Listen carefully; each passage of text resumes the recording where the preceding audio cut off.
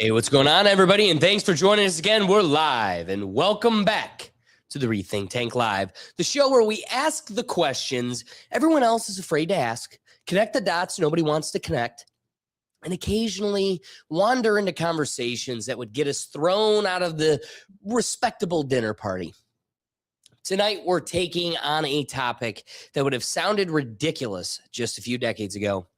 Have the Trumps become America's closest thing to a royal family? From Donald Trump to his children, grandchildren, business empire, political dynasty, loyalists, rivals, and an entire media ecosystem built around every move they make. The Trump name has evolved into something far bigger than a politician. Love them or hate them, few families in American history have commanded this level of attention, influence, and cultural fascination. The founding fathers rejected kings and aristocrats. Yet somehow, 250 years later, America may have built its own version anyway. So tonight, we're asking, are the Trumps simply a powerful political family, or have they become the American monarchy we always claimed we didn't want? With that, let's get into today's episode.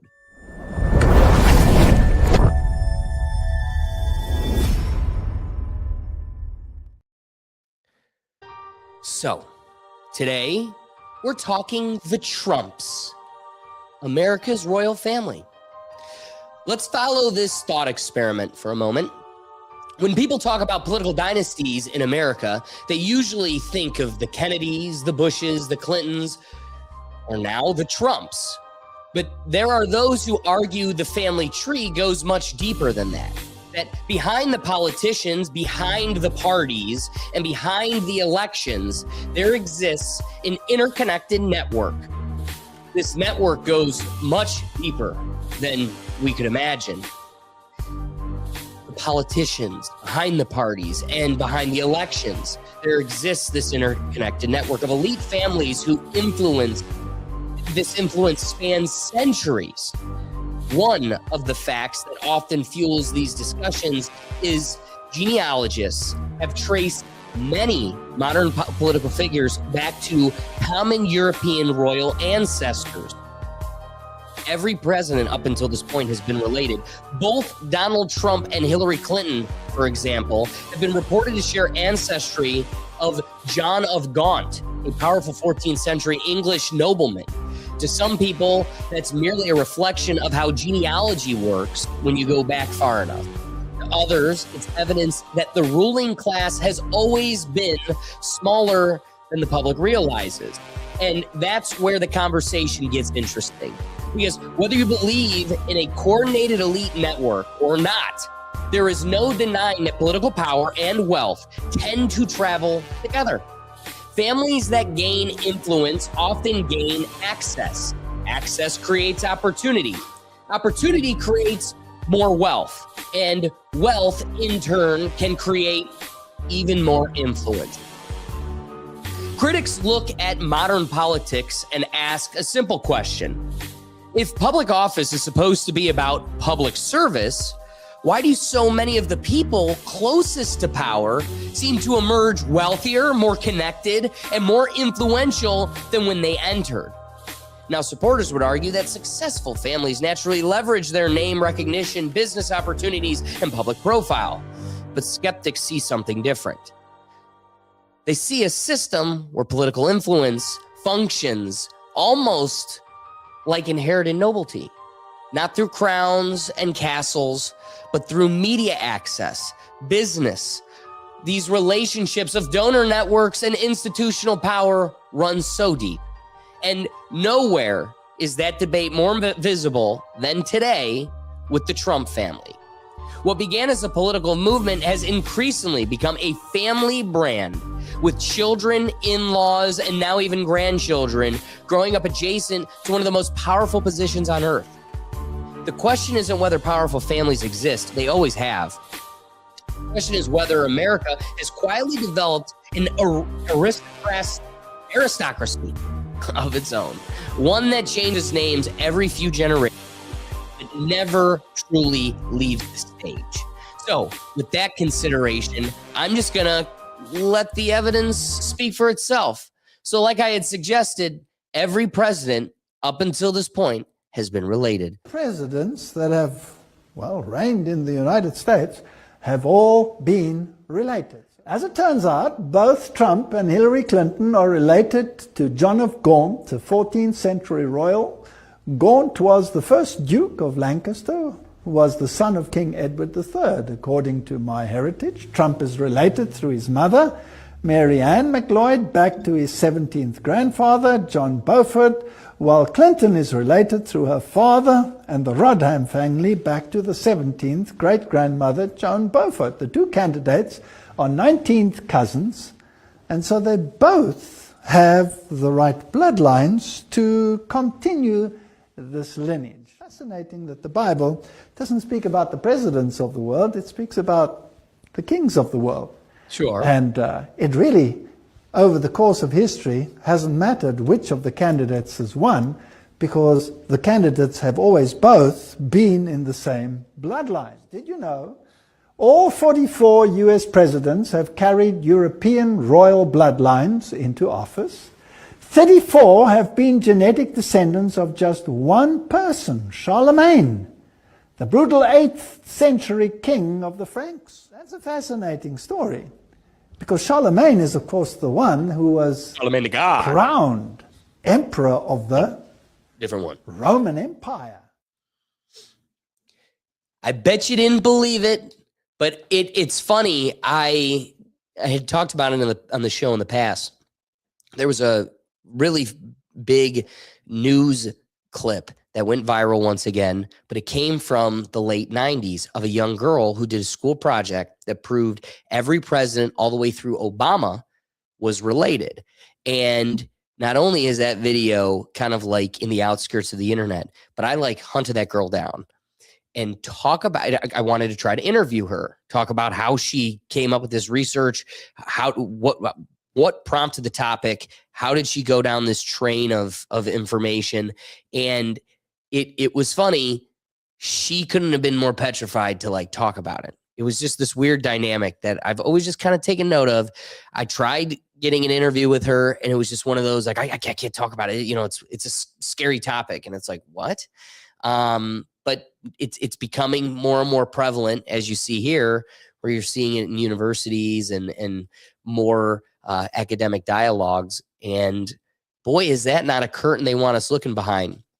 But the big grand family tree, the one of the Rothschilds, the ones that we're not allowed to talk about, we didn't think it would go that big. The focus of today's dialogue is really the Trumps and their kind of taking of royalty in America. We were a country built on no kings. Boy, do the Democrats love of chanting that, except when a king comes into Congress. You know, when the King of England comes in, they love cheering for him. But I will say, is it possible that we have kings of our own? They just hide that power in banks rather than behind knights. So that was kind of one of our first considerations, the bigger, grander tree, but a topic that is coming out of this week that has been catching headlines and kind of the launching pad as I develop maybe an argument or position of this Trump royalty, this family dynasty. Let's start with Trump's pride and joy, his family gem. We'll go to Ivanka.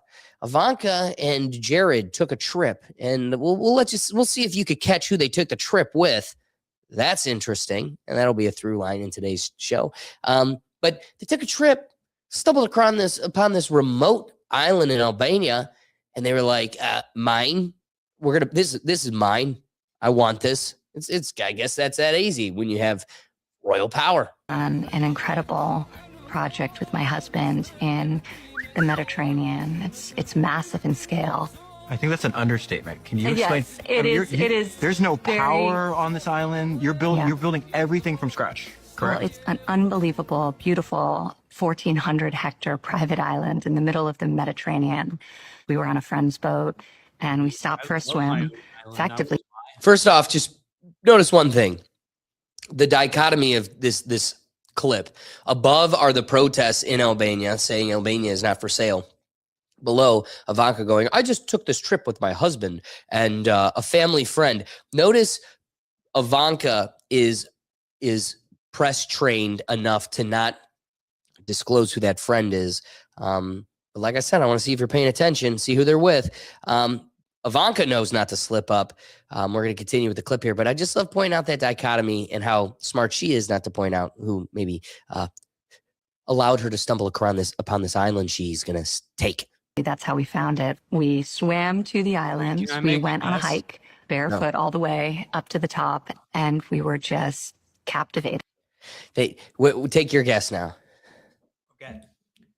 Is it with the Clintons? Because we all know the Trump and Clintons used to be best buddies. Doug, actually swing and a miss. Ooh, you're right. Darn. They are buddies, but I got to tell you, the theme you got to take from my opening monologue, but even more, the topic of today's show, the tree is bigger than just the Clintons, dude. It's scary. Like I said, let me see if you're paying attention. Jared, what's your side of the story? I was on a vacation after we left government in the summer of 2021. We were on our friend. Cute. While we were all, I don't know, trapped in our basement. Oh, you were island shopping. Cute, Jared. Continue. Nat Rothschild's boat. We got picked up in Montenegro, and then we started sailing over to 2021. We were on our friend Nat Rothschild's boat. We got picked up in. Did you catch it, Doug? I caught it. Yep. Ivanka knew not to say it. Yep. Yeah, he's dumb. Ivanka knew not to say it. He's like, yeah, when you guys were all trapped in your basement, I was with Nat Rothschild. On a vacation after we left government in the summer of 2021. We were on our friend Nat Rothschild's boat. We got picked up in Montenegro, and then we started sailing over to Corfu, and we spent a couple days in Albania.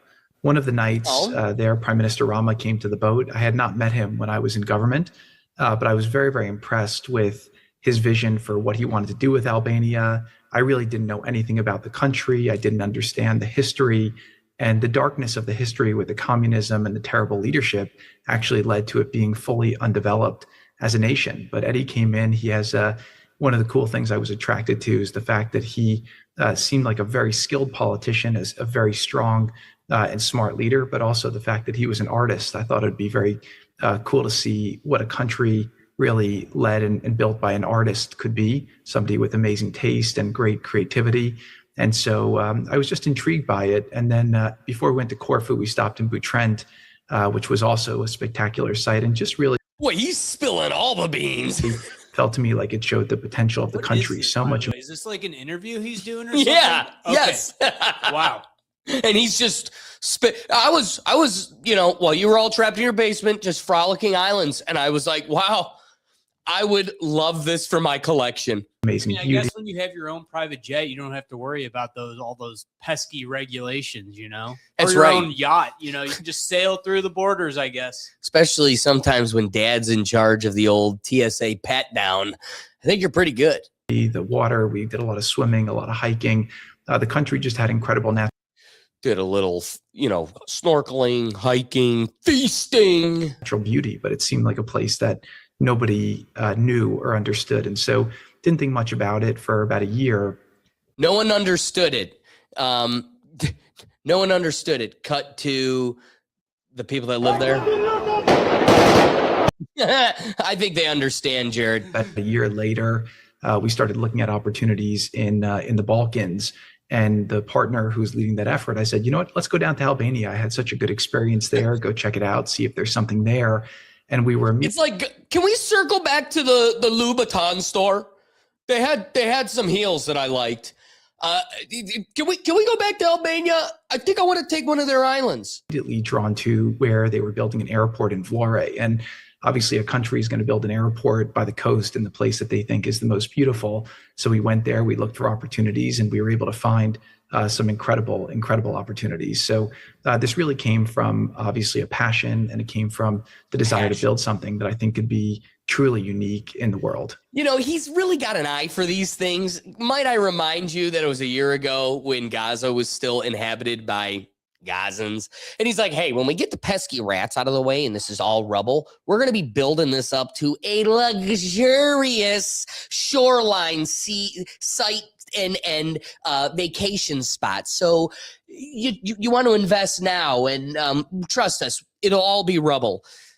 And here we are. So trust me, he's got an eye for this, Doug. Keep trust in him. Trust in Jared. I guess we got to trust him. So again, in that clip, Jared Kushner admits his friend Nat Rothschild was the one who helped him find his new off-the-grid private island in the middle of the Mediterranean while he was on his boat on vacation. Kushner says he had a private meeting with Albania's prime minister on the Rothschild's boat. The private island will be exclusively for the rich, the powerful, and the elites. We were on a friend's boat, Nat Rothschild's, on vacation. Again, once he said. So with that all being considered, it is funny. He was really able to rub elbows and grease the palms of Prime Minister Eddie Rama. Boy, is he riling up the folks he's representing. And the land belongs to the investors. The aim is to build the most exclusive and the most environmentally precious but some people take issue with the exclusive too. Why? Because it becomes an elite on land that belongs to the Albanian people. The land belongs to the investors. They have bought it from the privates. And that's part of Number the one. issue. So yeah, the people are just supposed to roll over and accept when their prime minister is like, yeah, your island that some of you are even on, you don't own it. The investors do. What's up, Dad? Well, like, okay, Ohio, we have what was it? Kelly's Island. You know, it's out there. Someone had to own that land and build all that infrastructure at some point for then it to become what it is. I mean, it doesn't just happen with the government. The government doesn't do all that shit themselves. So at some point, someone comes in and does it. Let's keep the theory rolling with Doug's example. So you've got the state of Ohio off of one of the Great Lakes, Lake Erie. You have a few islands. So which one did you bring up? Kelly's Island? Kelly's Island, just an example. Right. I mean, that island would have had no infrastructure before someone did. So Kelly's Island is some barren Ohio island with some caves and no infrastructure. Then people travel over there. They're building cabins. Then before you know it, they're building electrical grids. They're making little tourist shops and destinations. You could go tour the caves and yada, yada, yada. Bars pop up, docks for people to wait and tailgate and have all the good times, right? Those all start developing.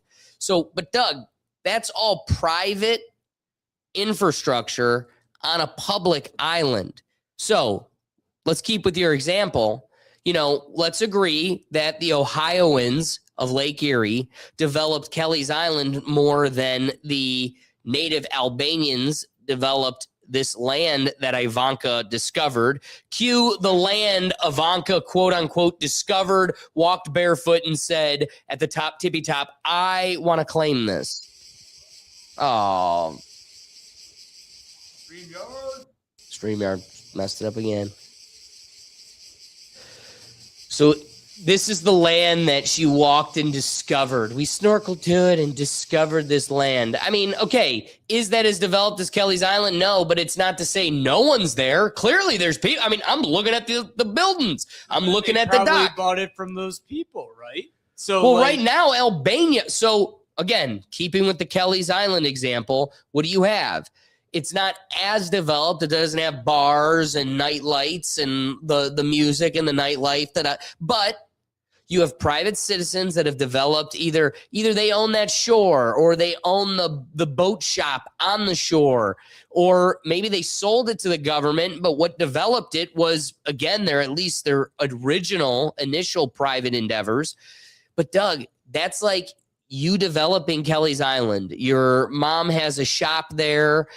Your friends have a few houses. I got a better example. Somebody's got a bar, and then Ohio sells the island. I got a better example of that. Yeah. There was just in the news in Ohio. There was an island in the lake, undeveloped, nothing. It was selling for like $1 million.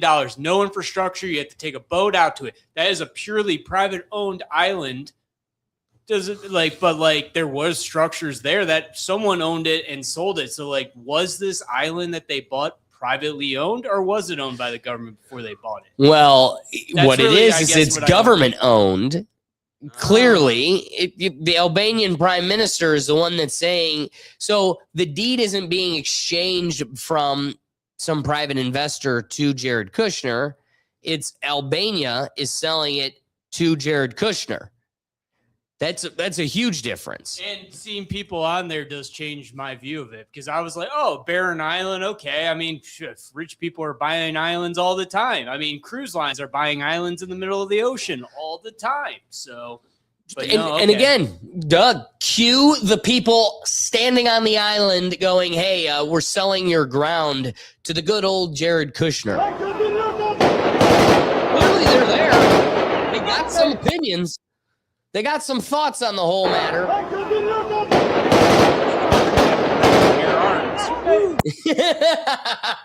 For now. That's if Jared has anything to say about it. All right. I want to cut to, here is Almanac Forever. I don't know. ALIMC Forever reporting what's really going on with this Albanian island. Qatar is not buying that island in Albania to turn it into a luxury resort. The story that they've put out is that this is a luxury resort project backed by the Saudis and facilitated by the Albanian government. So this is the island here. Look what even Google Maps has labelled this as, firstly. But let's zoom out a bit. That island is here, right there. It is at the exact point where the Adriatic Sea becomes the Ionian Sea, approximately 56 miles from Italy. The single most important geographic fact to understand is that whoever controls this island, Strazan, controls the Strait of Otranado. This narrow choke point between Albania and Italy is the only maritime gateway between the Adriatic and the Mediterranean. Historically, every single navy that has ever wanted to dominate this area or control trade through it has had to occupy and fortify Sazan. This means a lot of the work is already done for them. There are 3,600 nuclear survivable bunkers on this island. There's also 10 miles of underground tunnels connecting command posts, ammunition stores. You know them and their tunnels. Who said that? Submarine pens and hideouts. There are Soviet submarine pens and deep water anchorages all noting this land. This sounds like a good thing for us to have a foot in the door. And, Not us. Not us.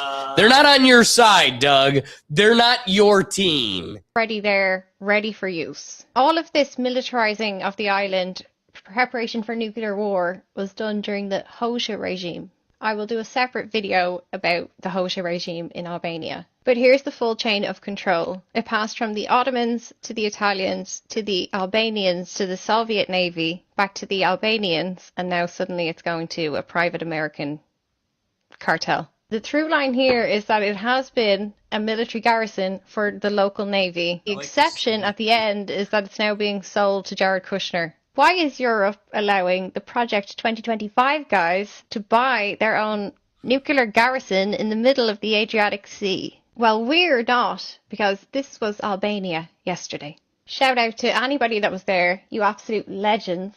It's not technically correct to say that it's Kushner and Ivana that are buying this island either. This is the Delaware Corporate Registry. This is the entity Atlantic Incubation Partners LLC. Oh, great. This is who's buying the island. That LLC is linked Hugh Bernie, the oligarch. I guess that means the U.S. in times of war could just claim it as needed for military strategics. I mean, if a U.S. company owns it, it's up for grabs if event of war. Just saying. Boy, I love where you're thinking, Doug. I wish they would do that ever to like a corporation and not just small little private citizens. But I love where your head's at. They can. Island either. This is the That's why I'm Delaware surprised Corporate. at the U.S. Miami, Florida-based LLC. It's like you would have been better off with Albanian-based LLC, I guess. Right. Fair. Say that it's Kushner and Ivana that are buying this island either. This is the Delaware Corporate Registry. This is the entity Atlantic Incubation Partners LLC. This is who's buying the island. That LLC is linked to Kushner's company Affinity Partners. And the CEO of Affinity Partners, Asher Abashira, is also listed as the chairman of Cezanne Real Estate Development Company, LLC. The legal home of Atlantic Incubation Partners is Delaware. It was formed on the 5th of April 2023, EN 9233297007. Kushner is the public face of this, but I'd like to introduce you to the rest of the Affinity Partners team. You'll get it here. Chad Mizell is Senior Legal Counsel for Affinity Partners. He served as Chief of Staff to the United States Justice Department in 2025. That's an immediate conflict of interest, and we're only at the first name. Nick Butterfield was the former Deputy White House Policy Coordinator from August 2019 to January 2021 under Donald Trump. Also, before that, he interned during George W. Bush's administration. When you search for Lauren Key, the first thing that comes up is the letter that the US Finance Committee had to send her in this CFO role a year ago, saying specifically, I write seeking information relating to the recent revelation that 99% of the investment funds that you are managing is coming from the Saudi Arabian government. This is Chairman Wyden's letter to her, where he literally opens it. Oh my goodness. Oh my goodness. Please take note. Chairman Wyden, right? That's what you just said, right? I believe so. All right. Ron Wyden. Oh, so cool. We are going to be coming back to this key. Sorry, I'm reading this as we go. Dude, Wyden comes up again. It is concerning that several Middle Eastern governments are using funds managed by Affinity as a means to pay millions of dollars in fees. Let's go back. Relating to the Sorry, family. I just want to hear that name again. 10% of the investment funds that you are managing is coming from the Saudi Arabian government. This is Chairman Wyden's letter to her, where he literally opens it saying, it is deeply concerning that several Middle Eastern governments are using funds managed by Affinity as a means to pay millions of dollars in fees to the president's son. When I search for the name John Rader, the first thing that comes up is his bio at the Hoover Institution that confirms he is also senior counselor at Palantir and was chief of staff to the US Senator Bill Hagerty. He also spent 4 years in the White House. The next slide is what they call their global research and geoeconomics team. The first one, Major General Miguel Correa, is a retired Green Beret 2-star U.S. Army General. He was the Defense Attaché, which is the highest ranking member of the armed forces stationed in an overseas embassy. He was in Dubai. There, he coordinated a secret 2017 U.S. Special Forces rescue of a downed Emirati helicopter in Yemen. He saved a wounded Emirati royal and became the personal hero to the Crown Prince. He is credited with coining the name Abraham Accords. Charming. The next one is Kevin Hassett, head of global research. Another screaming conflict of interest. Hello? Is the US democracy just for decoration? He is currently the director of the White House. No, it's not just for decoration. It's for sale. National Economic Council, the most senior economic policy job in the building. He is also a senior fellow at the American Enterprise Institute, a teacher at the Columbia Business School, and has research affiliation with NBER. So the man who is currently the architect of US economic policy is also the head of research at a fund that is 99% financed by Middle East countries. That is a live conflict of interest, an unresolved one that demands a disclosure check. But it's not my country, so somebody should put some pressure on. And then this one, Cale Klingenpeel, is the former chief economist at the America First Policy Institute. You know, the Trump-aligned policy shop? Now, they're part... Which I'm assuming is Ireland, sold themselves out to tech companies. They are literally the shell headquarters of major corporations in Europe because of their laws friendly to companies. So she's one to talk. Just saying. I love you for that, Doug. Truth bombs hurt. Boom. See, and I can't wait until I have on the soundboard the whatever insurance commercial that is, and Doug. That's exactly what I'd hit. And Doug. We got to get a good clean and Doug. And that's when I would hit it right then, because that was a truth bomb. partners. Asad Nayavi is also a partner at Apis Partners, a private equity fund, and Wolfenson Fund Management, another private equity fund that was founded by the previous World Bank president James Wolfenson. He's also ex-Lazard. It's weird how I read those positions as crimes, but he would probably hear them as a flattering compliment. But anyway, the pattern across his CV is the same machine, extracting fees from the poorest people on earth and dressing that up as inclusion. It's similar with the second one. Brett Perlman is also PE investment banking. I'd love these men to know that if I was sitting looking pretty in a bar with my girlfriends and they tried to send us drinks, I would spit in it and walk out. He was Blackstone's first ever undergraduate hire in 1989, rising to senior managing director. He then went on to co-found Elevation Partners, another private equity firm, a Silicon Valley one. Avi Berkowitz, also in the White House under the Trump administration. He worked on Trump's peace plan, the Gaza peace plan, and on the Abraham Accords. He was actually the lead White House negotiator on the Abraham Accords, the deal that normalized Israel's relations with the UAE. And then Tom Storch, according to the Atlantic Council, is a distinguished fellow in the Project for the Middle East Integration. Also, the Deputy Director of the National Economic Council, the Deputy Assistant to the President for the International Economic Affairs, the US lead negotiator at the G20 and the G7 coordination during the US host year 2020, Senior Director for Global Economics at NSC, and a Senior International Affairs official at the Department of Energy. This is going to have to be a two-parter. Well, we're not going to hang around for the two-part. The main thing is seeing how much is at stake and what clearly is being done here. Doug, actually, I'm going to bring us back to this video one last time. We're not going to listen to it. Is not buying that island in Albania to turn it into a luxury resort. Doy. Now, the thing I want to show you, one last quick reminder, as she points out, look even on the map. This is designated as pristine coastline and military zone, Sazan Island. So, Doug, this isn't just some private island owned by some private investor. The government has a very militarized and strategic island that is going to a major Middle East political figure, a royal for one of God's chosen people. Go ahead. Before she started bringing up all the royal stuff and who's part of that investment group, my original thought was kind of like, oh, this is going to be used as a three-letter agency front because there's the Project Azorin back in the 70s. They used Howard Hughes Company as a front in order to buy a mining ship to use to salvage a sunken Soviet sub. And so I was like, all right, they're buying this. Maybe it's going to be a front. We're going to be an agency. We'll use it. We'll do some secret things. And then she starts going into all the investors. I was like, oh, this ain't for us. And let me be real, Doug. I don't want to jump the gun. I'm going to unpeel this onion even deeper and get into the meat of a bigger story. But just a piece of that story is this whole.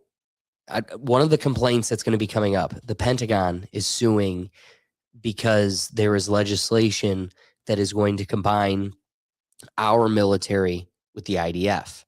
And so what you need to remember when you look at something like this is this isn't a strategic military move for us as a nation. It's for a different nation. And even the CIA wouldn't be a party to this. They'd be outside it because this is for other military agendas, not the United States'. All right. Wait. So you're saying the CIA doesn't work for other governments? I mean, you believe they really just work for us? I believe they work for whatever benefits them. They are their own entity. It's kind of like their own little government within our government. But I don't want to jump the gun and get to that story too quick. Keeping in line, though, here's Tim Dillon. He's interviewing Drop Site News. Well, you know what? Actually, before we peel the Jared Kushner element much deeper, one of the things I really need to start reporting, all right? So I'm sitting here making a claim that we have, a royal family in this. This is the Trumps, America's true and new royal family. Just since 2024, this administration alone. And honestly, I'm going to present all of this really with the claim that maybe us as Americans, we need to recognize that we should never have a lame duck again. We should never vote in a president in their second term where they don't have to worry about re-election and they can go rampage, do whatever they want, and renege upon every promise they made to their voter base. I mean, literally every promise they made. But you realize that just doesn't work because a lame duck is the president nearing the end of their term too. So they could be in their first term, they not get reelected. Now they know they're a lame duck and they're going to do what they want. Like, it doesn't really work because even if we don't elect them to a second term, they know if we elect them to a second term, then they have 3.5 more years, and then they're a lame duck anyways. So like, there really is no good way of keeping a lame duck out. So you're saying if we just never voted for a second term, they'd catch on and go rampage the first time? Well, even if they even if they lose the election's in November, that's 3 months of them being able to do what they want. Look at Biden. He signed all those freaking pardons with AutoPen. Great point. I guess we're really learning how much we are at the mercy of the executive branch. But let me just peel apart one of the most corrupt and vile presidential administrations we've ever seen in this country, what they were able to accomplish in just half a term.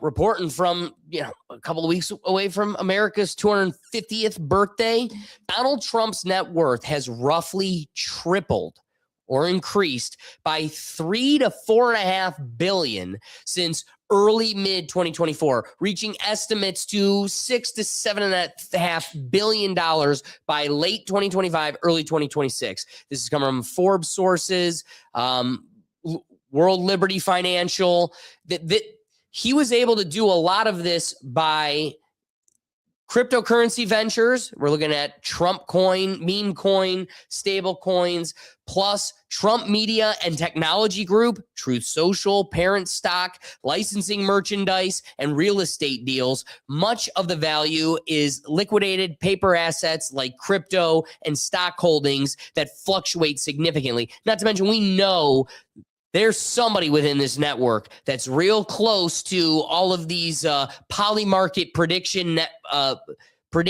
market betting for when Trump says Allah on Easter or whatever.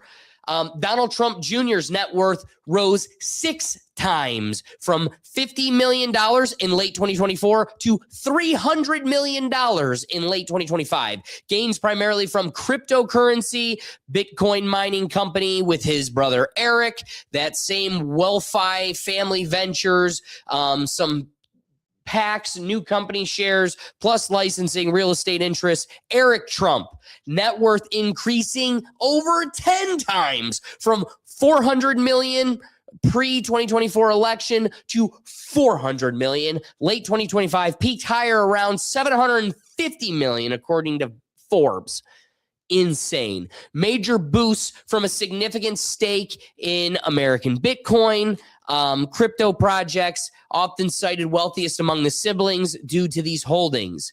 But they're not married to God's chosen people royalty like Ivanka. Ivanka Trump, limited direct gains reported, individual net worth, because it's all in her hubby's name, but individual net worth estimated around 50 to 100 million, according to Forbes 2025, with combined assets with Jared in the hundreds of millions up to $1 billion range in some broader estimates. Now, let's get to the king of the family tree and God's chosen people royalty, Jared Kushner.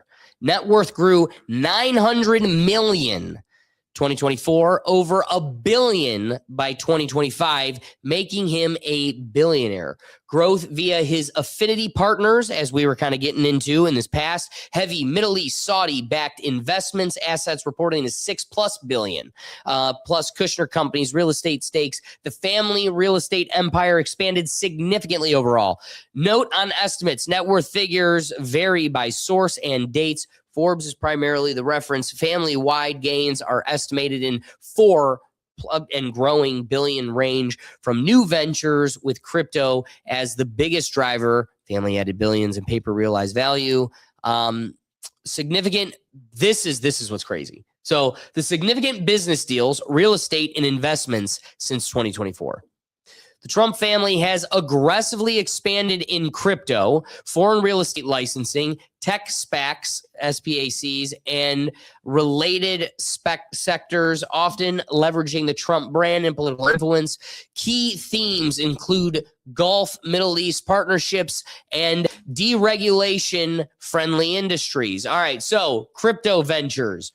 World Liberty Financial, the WLF, launched in 2024 with sons and partners like Witkoff's. The family stakes token sales, stablecoin, major investments included about $500 million from the UAE.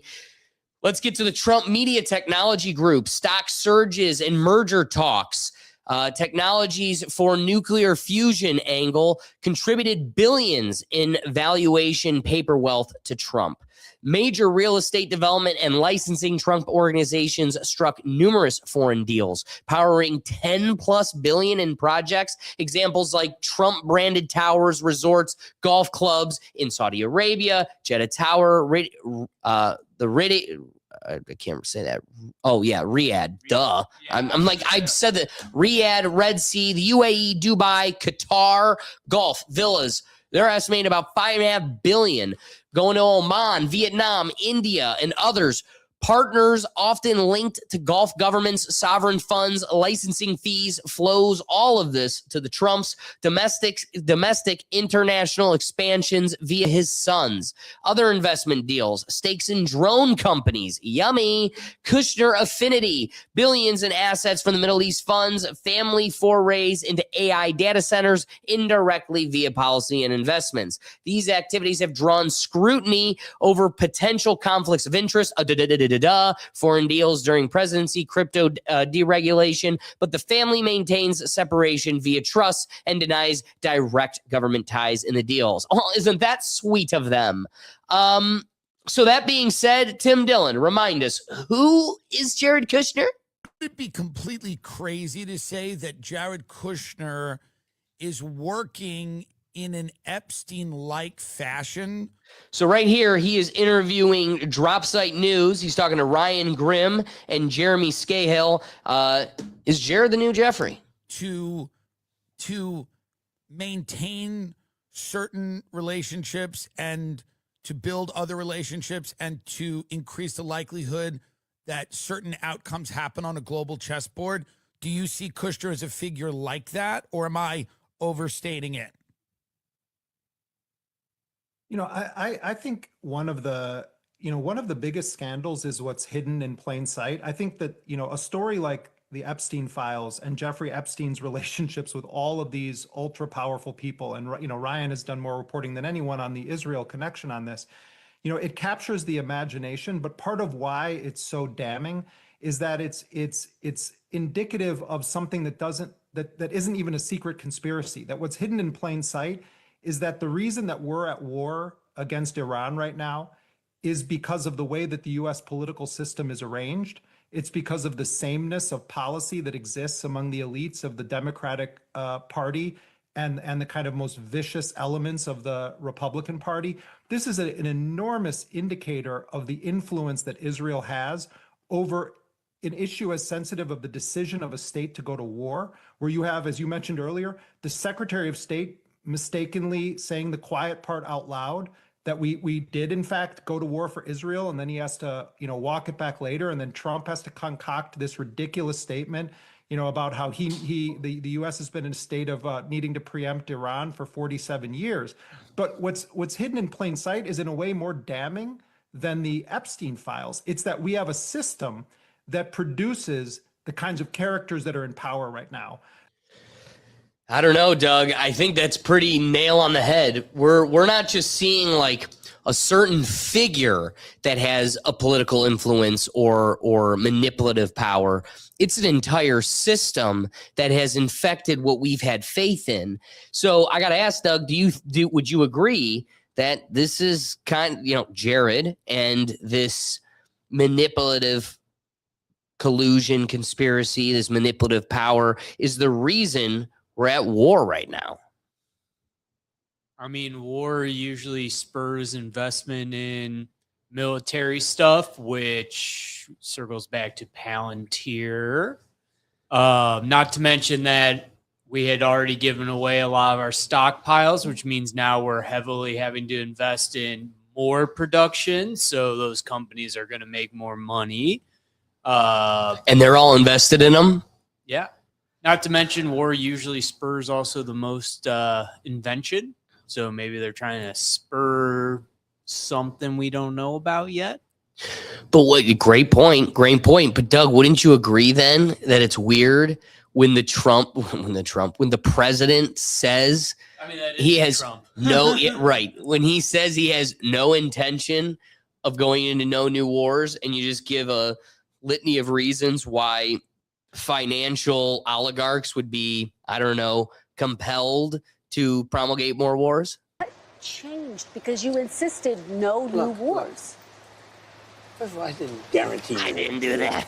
Why would I build the strongest military in the world? I built our military. I inherited a terrible military. We had no equipment. We had nothing. I built a tremendous military. Biden gave a lot of it away, but it's still a relatively small portion. Why do we let him get away with this? Why do we let him get away with saying, like, I inherited a trashy military? Dude, you inherited your military. Isn't this also the same interview he ended up walking out on? Yeah, dude, he's such a clown. But he's a farmer's guy. Keep that in mind. Well, he's got John Deere in the background. To what I built. Yeah, but you said it. His shoes are squeaky clean. I mean, look at that. Look at that shine on those shoes. That man, it's one of those things my uncle always taught me. You could just tell the level of someone's, I don't know, physical work experience simply by how they hold a broom.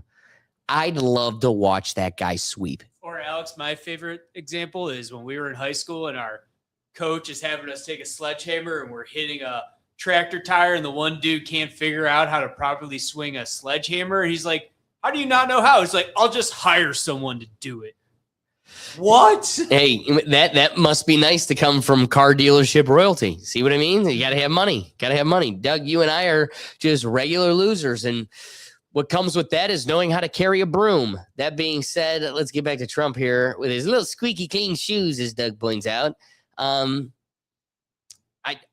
can't believe we're letting him get away with saying he inherited a trashy military. We've been the most funded military of the world for 100 years. What the hell does this guy mean? Over and over again, Mr. Why would President. I build a military? Now, I didn't want to use this. But I didn't want to use it. Wait, we got to start this. What changed because you insisted no new wars? You said it. First of all, I didn't guarantee no war. Why would I have built the strongest military in the world? I built our military. I inherited a terrible military. We had no equipment. We had nothing. I built a tremendous military. Biden gave a lot of it away, but it's still gave it away to Ukraine. Still a relatively small portion compared to what I built. But you said it over and over again, Mr. Why would President. I build a military? Now, I didn't want to use this, but I'm doing you and everybody else a big favor.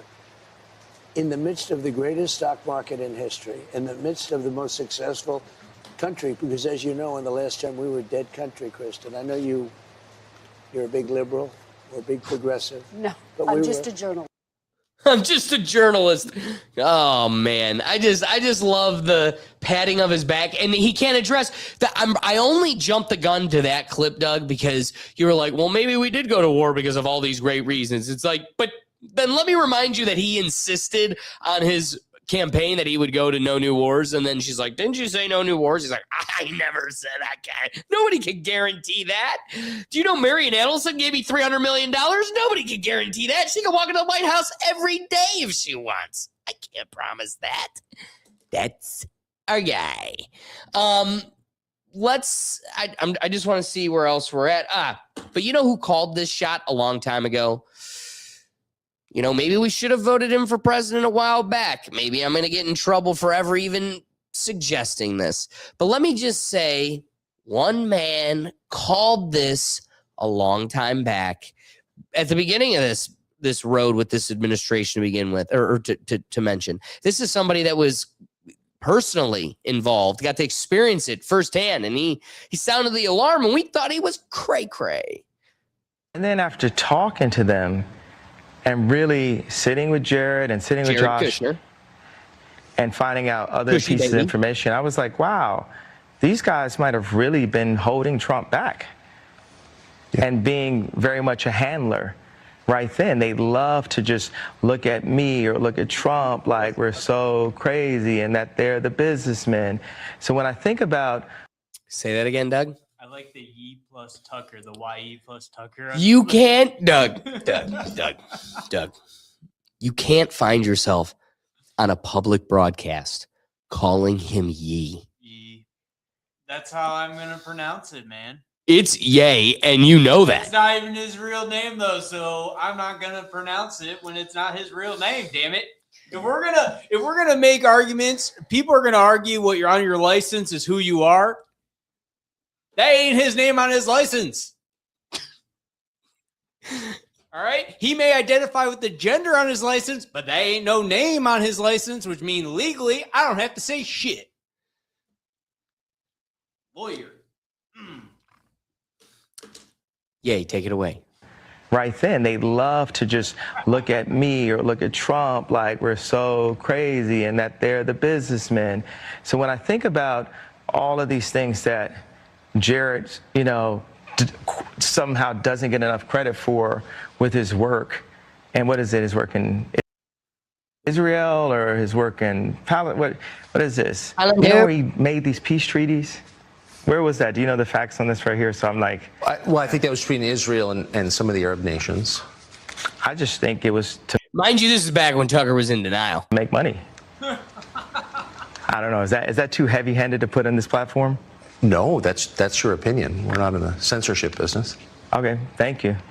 And I just think that that's what they're about, is making money. I don't think that they have the ability to make anything on their own. I think they were born into money.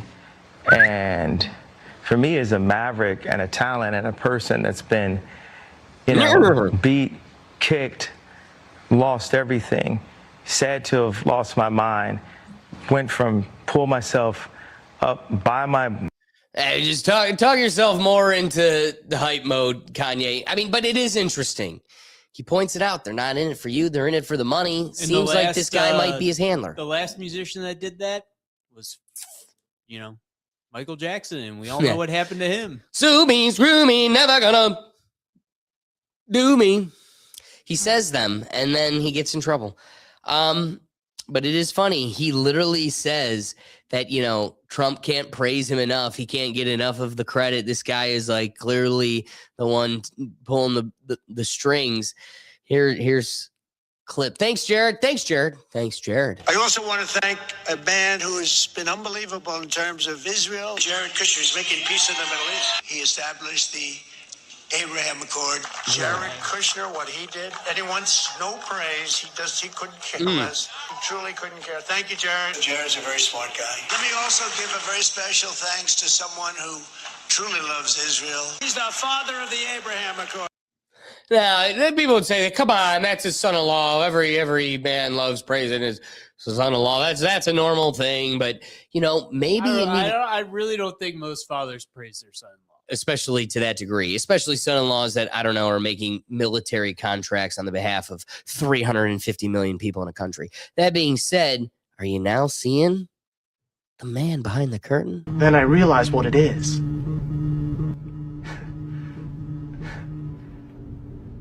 There's a man in back of this place. It's things that audios like this that are so culturally significant have to be suppressed by YouTube. I can see him through the wall. I never see that face. The true power. That's all I'm saying. Know the true power. Dougie Fresh. We brought up Senator Ron Wyden. That's crazy that came up earlier when we were getting the report from Mick for forever. She was telling us about all the corporate who was criticizing our government when their government also sold out. Well, it's almost like they're all selling out to the corporate oligarch in control. That being said, one of the considerations she raises is, as I suggested, these giant corporate powers that are kind of taking their stranglehold, Ron Wyden kind of playing his role in its facilitation there. That being said, how weird is this exchange coming out of this past week? Donald Trump's U.S. treasurer is sitting there, and he initially gets grilled by Senator Ron Wyden, Democrat, because it's so ironic, dude. It's so wild that these Democrats are taking this self-righteous position. Now that here's the deal. There's a pyramid of evil behind this Epstein thing. Trump is clearly closer to the top than most. So that being said, they're smelling blood in the water. The Democrats are sitting here for the first time in a decade of Epstein dialogue. They're going, oh, Epstein, talk about Epstein. Isn't it crazy that Republicans and Trump are hiding Epstein? You've had no interest, like I said, until you smell blood in the water. That being said, it's also hilarious how much they forget they and their whole party are equally convicted in this whole thing. And watching this, how the turntables have turned is what makes, our modern politics better than daytime TV. Mr. Chairman? Yes. Let's be clear here. Nobody is interested in the ramblings of a capo in the most corrupt regime in American history. We want to get some facts about this deal. That's what we're here for. Thank you. Well, thank you, and I will ask my questions first today. And we would like to hear what Adam Wyden and Jeffrey Epstein talked about. Your son's largest investment position was Rick's Cabaret. So did your son and Jeffrey Epstein talk about pole dancing as he begged him for money using your limited credibility?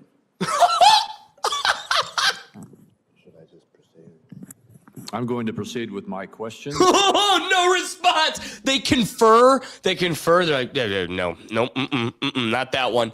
Dude, that is lovely. Like I said, modern politics is becoming better than daytime TV, but you're seeing the grander connection. Doesn't matter, team red, team blue, it all goes to the same network. And even above the Trump family tree is a bigger problem, which I need to point out here, being the Rothschild connection. So here is the Flagrant podcast where they're interviewing political commentator Sager, and they are discussing what might be one of the more explosive elements that came out of the Epstein files. All of the Epstein files, what is the craziest email that you feel like everybody missed? The most interesting email is this connection of the House of Rothschild to Jeffrey Epstein. Edmond de Rothschild, at the time, was facing a problem with the Department of Justice. The Department of Justice was alleging that Edmond de Rothschild, the bank in Switzerland, was helping wealthy Americans dodge taxes. So what they decide is that they'll pay a fine. Now, to negotiate that settlement, they hire two individuals, Kathy Rumler and Jeffrey Epstein. He says, I think you will find 45.5 penalty, that's 45.5 million, legal 10 million for legal fees to Kathy, me 25, all less than 80, pretty good. They paid 45.5 million to the Department of Justice. Epstein was paid 25 million to broker that deal. The reason why this puts it all together for me is you have the Rothschilds negotiating with the American Justice Department. Who do you hire? There are 10 law firms which you hire. You don't hire Jeffrey Epstein unless you're hiring him for a reason. That's a big point. I'm sorry. You got to hang on that one for a second. One other piece that I want to raise out of the Epstein files, wherever I can, I'd like to. One of the EFTAs that came out of this file drop. One detail worth remembering in the Epstein files, Jeffrey Epstein bragged that he represented the Rothschilds, and he said this to Peter Thiel. So now Jared Kushner says Nathaniel Rothschild found him this private island. All roads lead to the Rothschilds. So here's Peter Thiel, and we've heard about Palantir's involvement in an hour of today's episode. It's been embedded through this whole network. That's going to be the Orwellian AI technocrat system they implement in this grander oligarch that they plan on, the New World Order that they plan on enthralling on us. So it's just worth remembering. This is what Jeffrey Epstein likes to brag about to Peter Thiel. I represent the Rothschilds. But again, a lot of notes worth remembering, and there's just too much being thrown at you. So you just try to catch as much as you can. At this point, we're not closing the book on my argument, my position here that the Trumps are modern American royalty. No, what we're going to do is kind of take a little break to a new chapter in this story. Something that we've had to acknowledge the last couple of weeks here is the loss of Thomas Massie, where he lost in a $32 million. It shows that a foreign government can invest $32 million to hijack our democracy. So we're going to kind of do a little Thomas Massie chapter here, because it's worth remembering how this guy voted 90% along party lines, aka did the bidding of Trump about 93% of the time. I think he told us in our earlier shows. So that 7% are the few times where Trump deviates from what he said he would do for his populace. So that's going to kind of be the theme, reminding you where Trump has deviated from his promises and is lying right to your face. But with all things considered, let's get right into Thomas Massie lost.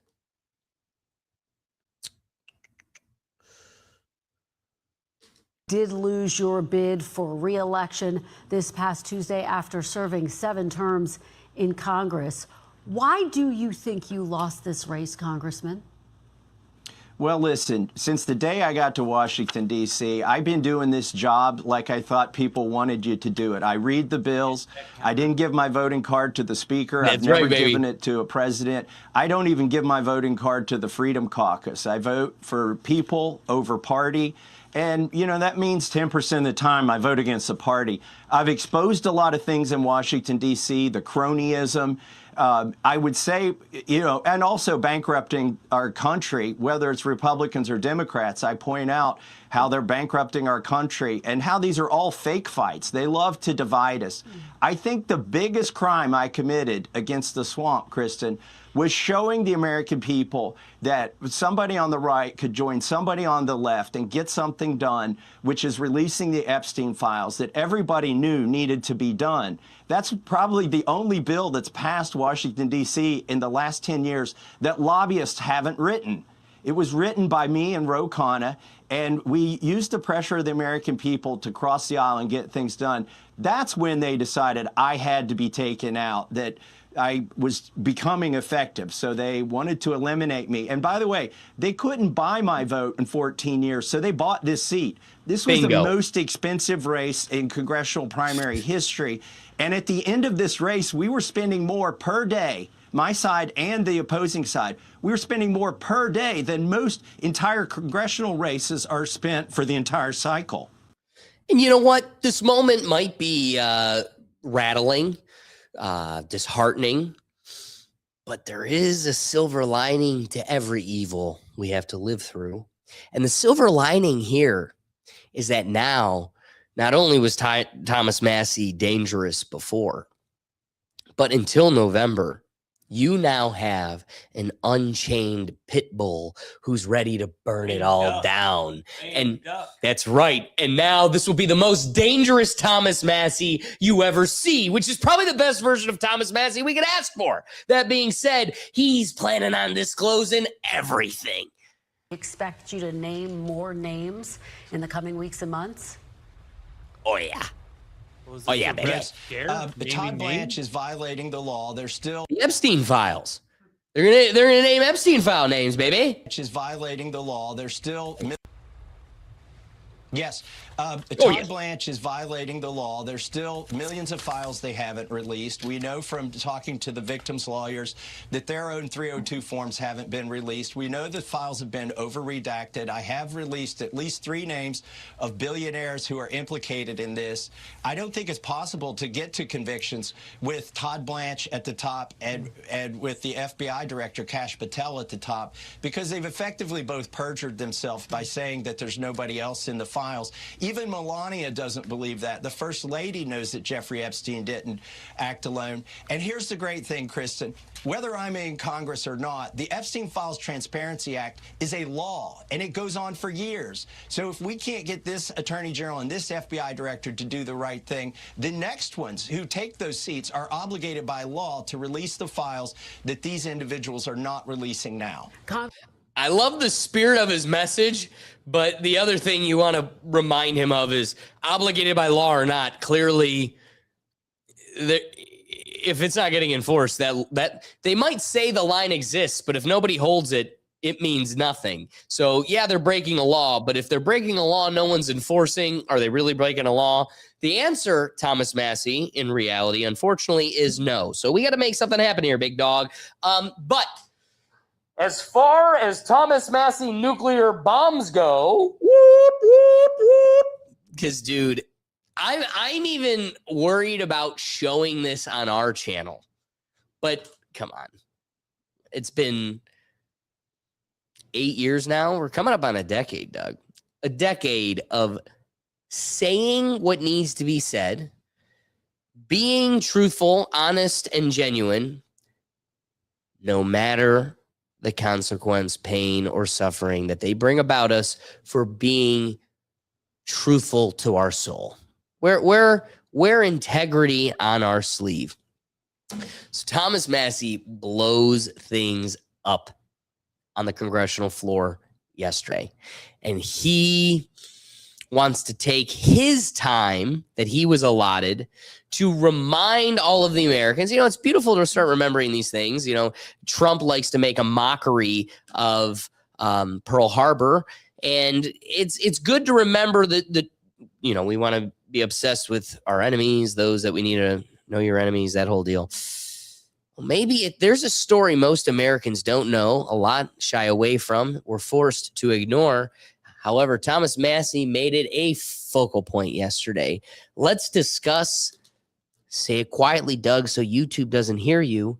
Let's talk about the USS Liberty. Next day, on June 8th, they started the day. The visibility was unlimited. The American flag was flying proudly on the USS Liberty. More planes came from Israel to surveil the boat, the ship.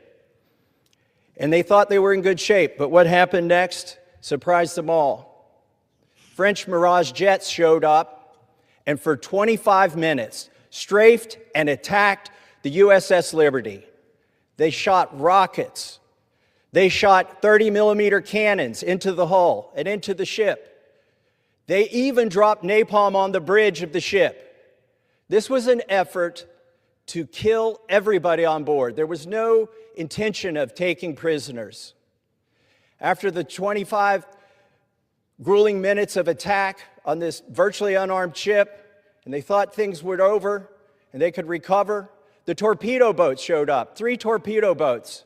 They launched 4 torpedoes. One of them hit the hull of the USS Liberty and killed 25 people instantly. It blew a 40-foot by 40-foot hole in the side of this ship. They were intent on sinking it. But they were also intent on not having a single survivor. According to eyewitness accounts, the Israelis machine-gunned the lifeboats that they put down. See, this is the crappy military Trump had to inherit he's talking about. Just getting beaten up. They machine-gunned the firefighters who were on the deck. They were bringing the wounded and the dead to the mess hall to triage them. They had one doctor who was trying to help them all, put a few stitches in. It was harrowing, and it's amazing. If not for that crew, that boat would have sunk that day. But it still wasn't over. Helicopters showed up, combat helicopters. And the USS Liberty, even though their signals were being jammed by the Israelis, got a signal out. And there were ships that tried to respond. The USS Saratoga, the USS America sent planes. Both of them sent planes to help the USS Liberty. And something happened that's never happened before. A ship under attack, the planes were recalled. This has never happened before. And they sat there for 17 hours. 34 dead, 174 wounded. out of 294 crew members. That's over 70% casualty rate, unheard of. The Israelis were intent on leaving no survivor. And what about our own military? Why did they not send anybody for 17 hours to help these men? So what really happened? You know, the official reports say that it was a case of mistaken identity. But if you listen to Dean Rusk, former Secretary of State, Richard Helms, CIA Director, Bobby Ray Inman, head of the NSA, Captain Ward Boston, who was the chief counsel of the Court of Inquiry. If you listen to Admiral Moore, who served in Pearl Harbor, Midway, commanded both the Atlantic and Pacific Fleet, and was chairman of the Joint Chiefs of Staff, none of these distinguished men think this was an accident. They think it was intentional murder by the country of Israel, either as a false flag operation or because they simply didn't want anybody observing what they were doing that day. Well, I've got a call to action for everybody here. Honor these individuals. Quit ignoring that they exist. Go to their website, ussliberty.org. Support them. And while they're still alive, they need closure. Let's give them closure. Let's have an investigation. Let's pass a resolution honoring them. It's long overdue. And then they can have their justice. With that, I yield back. And I ask unanimous consent to enter into the record a declaration of Ward Boston declaring that the only official court of inquiry was invalid. I mean, if this is what, just a couple weeks after losing his future career in Congress, boy, the next few months are about to get reckless, and I'm stoked. That being said, I was a little late to the comments. I want to shout out Just Another Day TV. We got Ricky and Will. We wish you guys were here. We appreciate you guys joining us remotely, you know, in the comments. And guys, the best way to correspond and be a part of the show is head on over to the comments. We want to, the whole purpose of the live show is to get you involved. Involved. That's how long we've been doing this. We want to get you involved. So please head on to the comments and be a part of the dialogue. And if you're enjoying today's episode, be sure to share and like. That being said, let's continue. TMZ DC, coming from the District of Columbia. We had an interview with Thomas Massie. People are speculating some peculiarities surrounding his loss, we'll say. And it is interesting. The internet always kind of finds some unique conspiracies. I want to draw attention to one of these filings that have come out of it. Ed Galrain drew 57,053 votes in the 2026 GOP primary. That is a 351% surge in anti-Massie voting. That is the biggest surge in U.S. election history. Massie's vote rose 18% from 39,929 to 47,018. A total GOP primary turnout nearly doubled in an off-year race.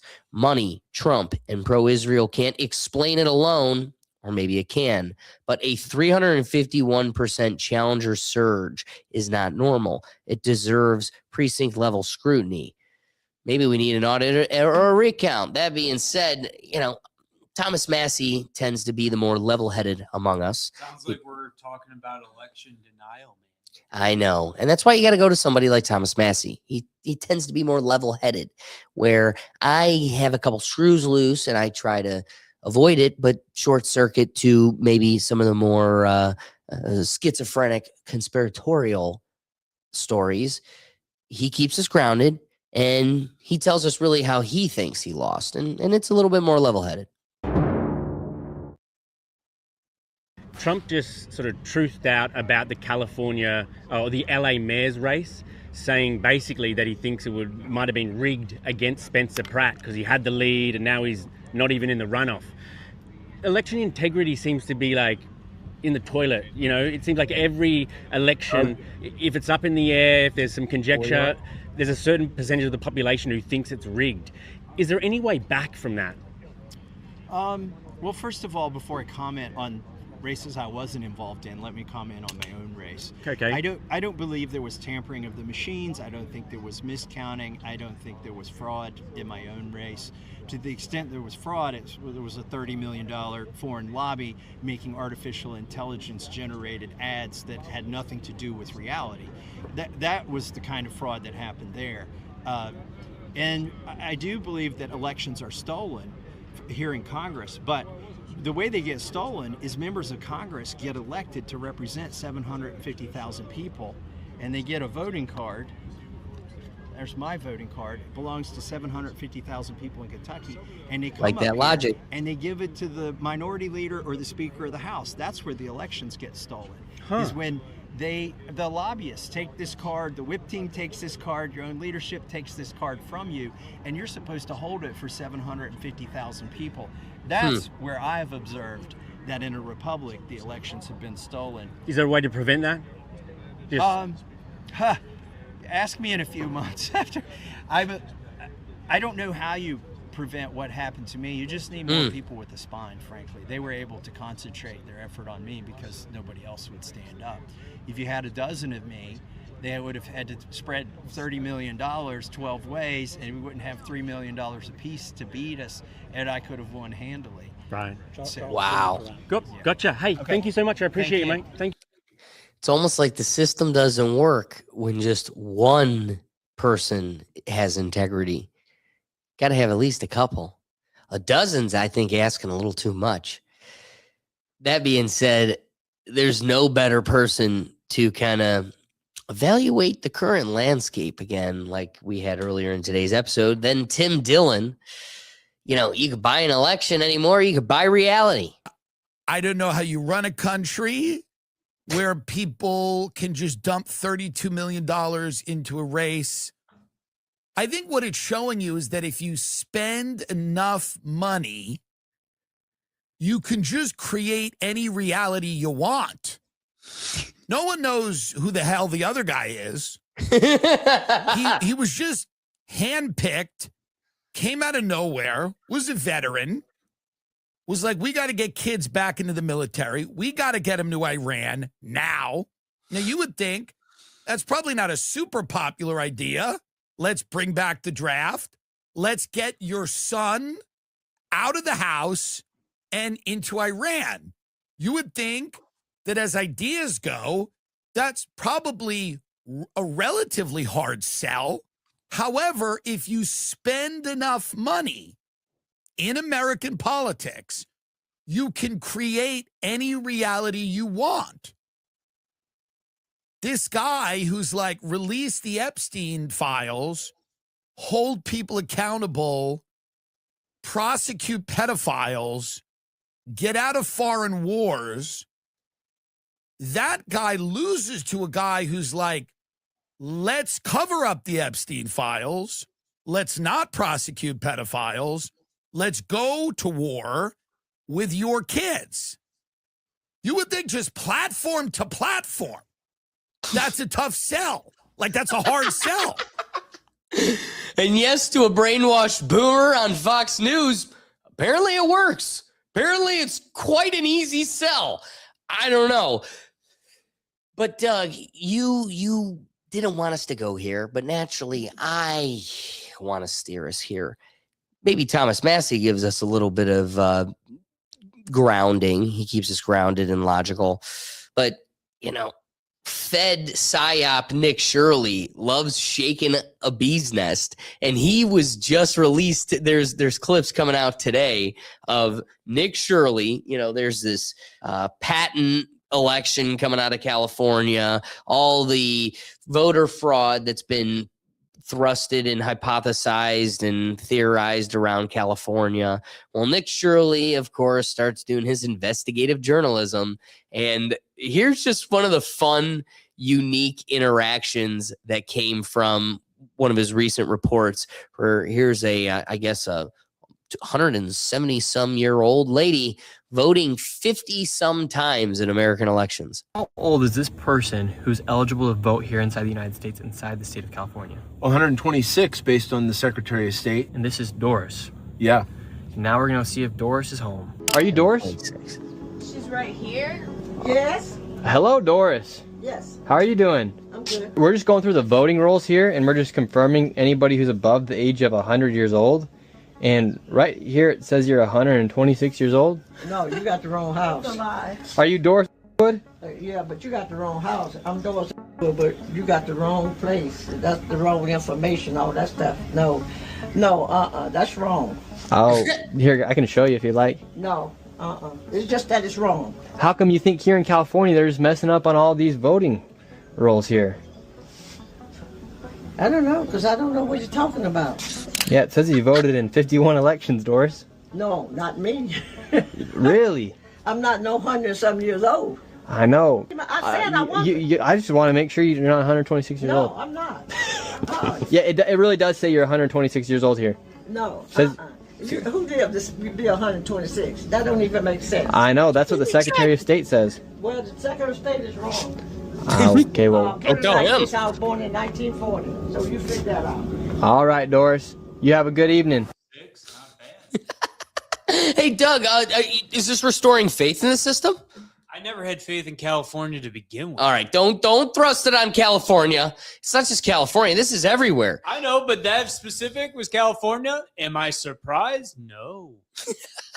Well, Doug, I gotta point out. Let's just remind you. This also came out just recently. One of the cool photos being shared by Nick Shirley, just to remind you he's a psyop. Is here's him with State Representative Muttley. We call him Muttley because reminds you every time Trump brings up child trafficking or 9/11, where he profited greatly from, just a accidental fluke. Muttley.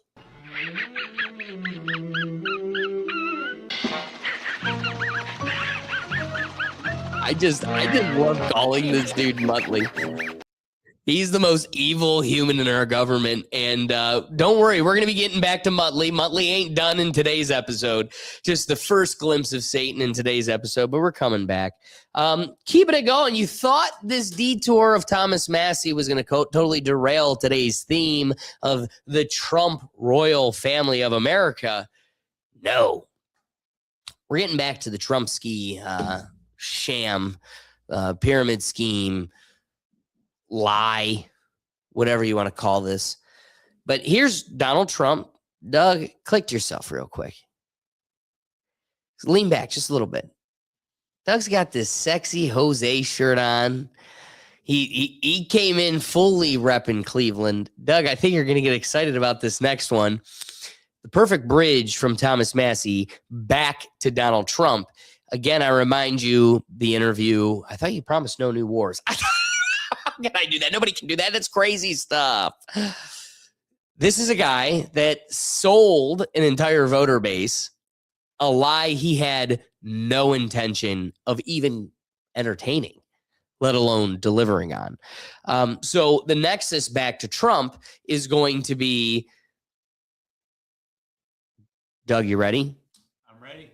Joe Thomas, Browns legend, and an NFL Hall of Famer. A hero to us linemen. That's right. Us linemen, the big boys. We love us some Joe Thomas. So Donald Trump found himself, get this, sitting next to Joe Thomas. Now, as much as I have become a fan of Joe Thomas in that he's a great representative of the city, he cares about people. He cares about making a positive impact. And I think the cause that he's advocating for is really what he cares about. But he totally shills out to Trump. I want to remind you, we've covered multiple times on this show the efforts Thomas Massie is taking to protect American farmers and expand our farming industry rather than Trump's initiative of selling it to Boss Baby's brother, the president of Argentina. So instead of Argentinian beef, Thomas Massie is trying to preserve American farms and push us for positive agricultural thriving markets here in America rather than exporting it to foreign nations. That being said, it's funny. He'll still put on a show for you idiots and sit next to your favorite Joe Thomas and lie to you like he gives a shit about this cause as one of the things that Thomas Massie is taking on as an initiative that is going unsupported by Republicans is the protection of farmers. So please enjoy this lie as Joe Thomas sits front row. So Joe, great football player. I would say one of the truly greats, Hall of Famer. Thank you. Thanks, Mr. President. Joe Thomas, Hall of Fame Farms, Muscoda, Wisconsin. You should come visit. It's beautiful. I got to pump Secretary Rollins' tires a little bit for the Small Processors Action Plan because as a farm-to-table beef producer like myself, we see one of the biggest bottlenecks in our country is the lack of small packing and processing plants. Listen to him, Mr. President. For people like me that are trying to raise farm-to-table beef, Wagyu and Angus, and be able to feed our community, and she's doing... But look at his face. He's sitting there like, I don't want your Wagyu from Wisconsin. It's supposed to come from, I wasn't going to bring it into today's episode, but I'm going to. It's supposed to come from Boss Baby's brother. No. We all respect the Boss Baby. No. It's coming from Boss Baby's brother in Argentina. No, Wagyu is supposed to come from Japan, people. All right, that's the one thing. Hold on, does right. Doug. I got a question for you. I like the stance you're taking, but I want Doug to proclaim right here, live, in front of all of the human beings, that he's above Joe Thomas Wagyu. My favorite Wagyu of all time. No. Don't Marco Rubio this dialogue. I want you to address the topic. Have I ever tried Joe Thomas's Wagyu? No, so I will not comment. But you won't say you're above it, and that's my bigger point. Well, no, if it's as good no, as in Japan, fact, you're excited to try it. You'll give it a will whirl. Try it because my favorite steak of all time was a Wagyu steak from Japan. So I was right. If he can match that, dude's my new American hero. Like, he was already my hero growing up. He's my new food hero then. Dude, hold on, Doug. You know what Wagyu is. Wagyu is just crippling a baby calf in its cage. You just don't let it walk, so it gets all this. Man, so you don't think Joe Thomas can cripple a calf and not let it walk here in Wisconsin better than a Japanese? The Japanese do it different, man. They take care of that cow. Joe Thomas takes care of it with love, Doug. So maybe he's Japanese. I want you to tell him that. I mean, Myles Garrett is a samurai. No. Myles Garrett seems to think he's Japanese, so maybe Joe Thomas is. You had to go there. Well, you know what? He might be Japanese. He might be Texan, but what he definitely isn't is an Ohioan or a Clevelander. That's a fact. Except he owns minority stake in a Cleveland team. And not a soul cares. Keep it, sell it. None of us care. You're not one of us. And I'm so excited not to have to root for that this year. All right, moving forward, let's remind you that if Trump even gave a shat about Joe Thomas, sitting there next to him, if he gave a shat about Joe Thomas's cause, why would he not be supporting Thomas Massie's bill protecting American farmers, as Joe Thomas highlights here? It's just the hypocrisy on the front stage, and we all continue to just clap and nod along. That being said, I do want to double back to a logical inconsistency that has crippled the American farms, which has been this Bill Gates fart epidemic. He's like, the cows are farting, and that it used to be like they were like, beware your car's emissions. And then everybody was like, we don't give a shit. I'm always going to be gas guzzling my car. And they're like, all right, we got to rearrange this. Everybody's eating cheeseburgers. We're going to make it cow farts. And for some reason, the sophisticated members in your society were like, yeah, that makes sense. It's the cow farts, the emissions, the sun, the thing, Bill Gates, he's right. It's the cow farts. Well, I'm a people's person. I'd like to leave it to the people. It's comedy, it's comedic, but boy, in some ways, in most ways, comedy sometimes carries the most philosophical and political punch. That being said, SIW Outdoors, I think, has one of the funniest takes as far as this cow fart claim we've had to deal with for as long as we have? Challenge for Bill Gates. Bill, you said that cows produce more pollution than a car. All right. Well, I've got a little challenge for you. I'm willing to stay all night in my garage with it closed up with not one, but both of my cows in there. Let's see, let me spin it around. This little heifer's gonna run. And she's the crazy one. So yeah, I'll spend the night in my garage closed up with my 2 cows. And then you can spend the night in your garage with your car running. And then the next morning we can meet up down here at the Huddle House and I'll even pay for your meal. I'll pay for your breakfast. And we can discuss our findings. I think it would be very scientific and very educational for the both of us. What do you say? You like that idea? I think it's a pretty good idea. I do Whichever too. one doesn't show up is a loser. Last bit of Thomas Massey we're going to get in today's episode. He makes this claim that the biggest thing between conspiracy theory and conspiracy fact anymore, it used to be 6 months. That kind of became a thing since the pandemic. Now it's about 6 days. And one of the things we're seeing here is what used to be claimed as a conspiracy theory, where we have legislation that is going to combine the U.S. military with IDF military. Oddly enough, again, I tell you, is becoming conspiracy fact. Here's Thomas Massey highlighting this issue, and then we're going to get into the Pentagon's reaction to this whole deal, and it ain't happy. That letter that you showed comes on the heels of a section 224 of the NDAA, National Defense Authorization Act, that was just made public by the chairman and the ranking member of the Armed Services Committee. They intend to mark up that bill next week, I believe, and then we could see the NDAA on the floor very soon, maybe next month, if not sooner, for a full House vote. There's a troubling provision in there, Section 224, which I intend to offer an amendment to strip, but that provision would enmesh, synchronize, integrate, whatever word you want to use. I think they use the word synchronize in the legislation, but we all know what it means. And we were called conspiracy theorists last week for saying this means we're going to merge the two militaries, the IDF and the U.S. military, because they said, oh, this is just, we're merely combining our technology and our supply chains and all this other stuff. It has nothing to do with chain of command,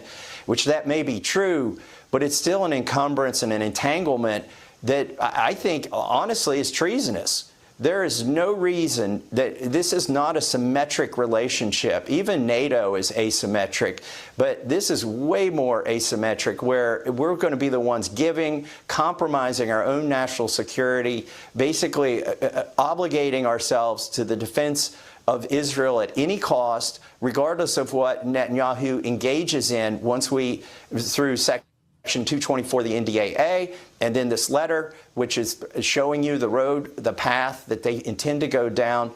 It makes us all not conspiracy theorists now. It only takes the difference between a conspiracy theory and a truth has been about 6 months here in Washington, D.C. It's now reduced to 6 days in this Israeli plan. Oh, lovely. Don't you love hearing that? So important to keep that in mind. Last piece to piggyback off of that legislation that we're up against, the Pentagon is currently suing the government, saying that this is a total infraction on the separation of powers, the integrity of our military, and really the state of the nation as it is. A lot is hanging in the hands of agencies we never really trusted before, but they're kind of our last line of defense between us and a full-blown merger with a foreign country. But if you were to mention that, point it out, or even acknowledge it, you're a bad guy. Because these are the good guys. Trademarked. TM. It's hard not to be disheartened by this whole thing. That being said, keeping it along the Trump line, the guy's losing his wits. And people are kind of prying and poking and getting curious about that whole We loved poking fun of the president that was a Roomba falling upstairs. Now, I think it's about time we all admit that this ain't the Trump of old. And he's even losing his own wits, which is probably what makes it so easy for him to be manipulated, controlled, and guided by anybody, money, or a foreign country. But here is a line of questioning that came out of this past week with Marco Rubio. He's being pressed that, we're catching you in lies. We're catching you hiding some inaccuracies and curiosities around the president. And we've also caught you lying to Congress. So first, we're going to start with Representative Jacobs coming out of this past week. She's grilling Marco Rubio, and his responses is indirect, to say the least. Mr. Secretary, it seems like you have an issue admitting facts. You can't say that the president lost the 2020 election, just like you won't admit President Trump is losing this reckless war of choice, and just like you couldn't admit that the shoes the president bought you were too big. You clearly don't know what winning means, and not because the facts are unclear to you, it's because telling the truth would cost you your job, and the American people are entitled to a Secretary of State who tells them the truth even when the president doesn't want to hear it, and my constituents, our service members, deserve better. Mr. Chairman, I yield back. I don't know what shoes she's talking about. What is she talking about? Representative Burchett, you're recognized. Thank you, Mr. Chairman. If you'd like to answer any of that. Yeah, I don't know about the shoes. I mean, he gave me some Florsheim shoes. They're actually pretty good. They fit fine. I don't know what she's talking about. And maybe that's what she's referring to. Your shoes look very nice today, Mr. Secretary. How can you see them? They're way down here. We're talking about shoes. Are you guys kidding me? I mean, is this the Foreign Affairs Committee or is this like a circus? What is this? I love that Fox News shares this clip of like, look at this circus. Look at this circus. He addressed none of it. Marco Rubio, Mr. Rubio, you're the one that chose to get lost on the shoes. The greater point is what got lost on you. So this is moments where we think, people, and again, I'm purple. I'm definitely not blue, but I want to be, I used to be red. You're all evil. The whole thing sucks. And here I am sitting here saying, here's Representative Ted Lieu, who's exposing Marco Rubio for his lying to Congress and kind of directly addressing the point that Representative Jacobs may have gotten lost in. So, again, Representative Ted Lieu, take it away. Secretary Rubio, have you been at more than one meeting where President Trump has fallen asleep? That's false. That's false. I've never seen him fall asleep. On the contrary, the guy doesn't sleep, which is a big problem because he calls me at 2 in the morning. He calls me at 5 in the morning. And, I like to sleep a little bit, maybe not 12 hours. Levity lightens the mood and distracts. Hours, but at least 6. So he works. The other day he was at the Oval Office until 12:30 p.m. 12:30 a.m. I don't know what you're talking about. Secretary Rubio, I'm going to show you in a moment a video that shows you just lied to Congress. Oh, okay. So this is a video of a cabinet meeting literally from last month where Donald Trump is sleeping while you're talking. Please show this video. I mean, to be fair, I want to fall asleep when he talks. When who? Marco Rubio talks? Yeah. Yes. A coalition of countries that line up behind the peace deal, behind the border peace, and it's still. But also notice, okay, Doug, yes, Doug, you win the greater point. I give you that 10 times over. But I do want to acknowledge, like, when you look at something like this, who's running the show? I think he just forgot to blink. All right, now you sound like a Joe Biden sympathizer. When you look at this image, there's no world you can tell me he even remotely looks like he's running the show anymore. And that's one of the things we're talking about here, Doug, is like he's losing what made him so special. And we're going to get to that, but we got to show this real quick. Yeah. All those Big Macs can really make you sleepy. That is true. If he just came off a Big Mac indulgence, yeah, those things make you crash. I mean, Big Macs, Chipotle, like those are heavy things that result in naps. That is the symptom. That line up behind the peace deal, behind the border peace, and it's still every day is a challenge. But it's been driven. Who looks like they're running the show here? It's the reason why we're involved in this whole Ukraine-Russia conflict. That's not our war. It's not the president's war. He's going to go, I didn't even notice it. he was just asleep next to me. I was running American business. This war started, it never would have happened if you'd been president. But this war is going on, and the president over at the person to your left when you're doing a press conference like that. No, you're not looking over, going as you're talking. Really, you're facing Doug, forward. You this know, sympathizer. Hey, is trying to end it. Wait a second. Hold hey, on. I'm not a big public speaker. I'd be focusing on me. I'll be honest. I wouldn't be looking at the guy next to me.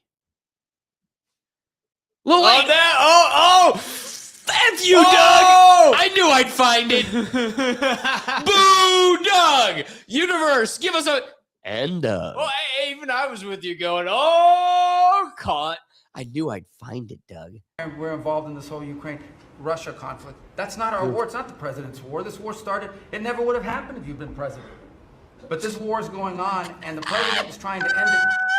You are literally talking about issues of war and peace, and Donald Trump is sleeping right next to you. I'm sorry, but in the Shakespearean political theater we're stuck living in, that's a bar. That was a moment.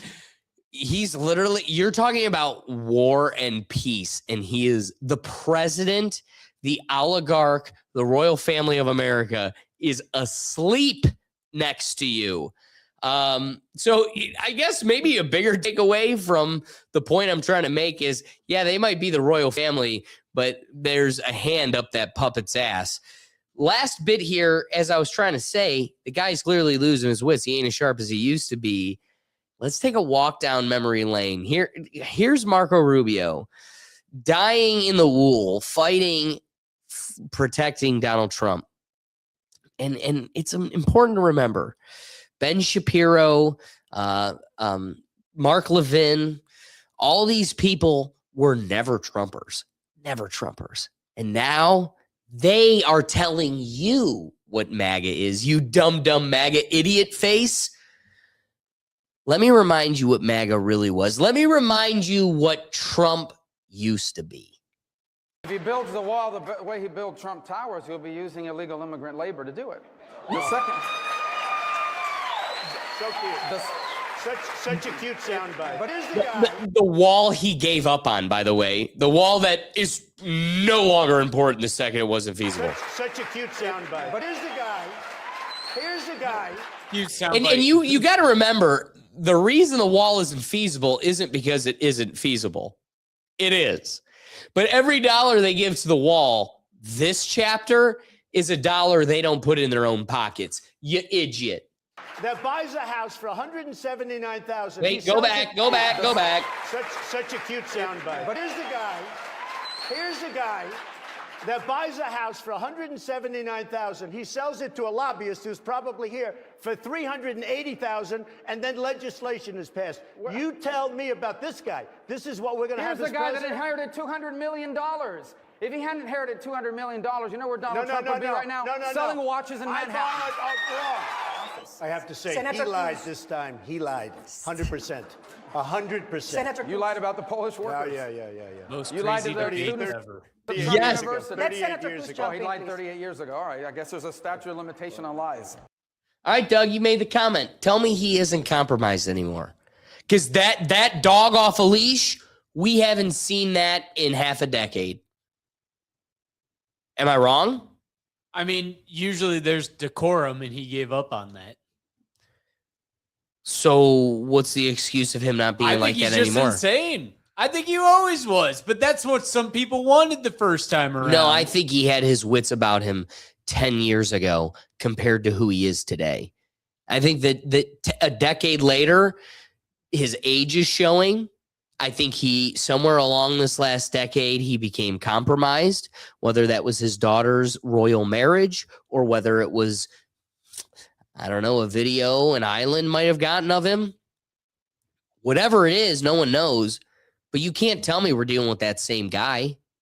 And it's funny how that dynamic between the two of them has been flipped on its head. What is the shared agenda they have now?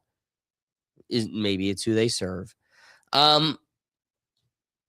So last piece here. Well, no, we've got couple last pieces. We're getting towards the end of today's episode. Dense one. I get it. But I got Mike Levinka. And this might be Trump's biggest fraud of just, we're only halfway through the administration. This might be Trump's biggest fraud coming out of this 2 years alone.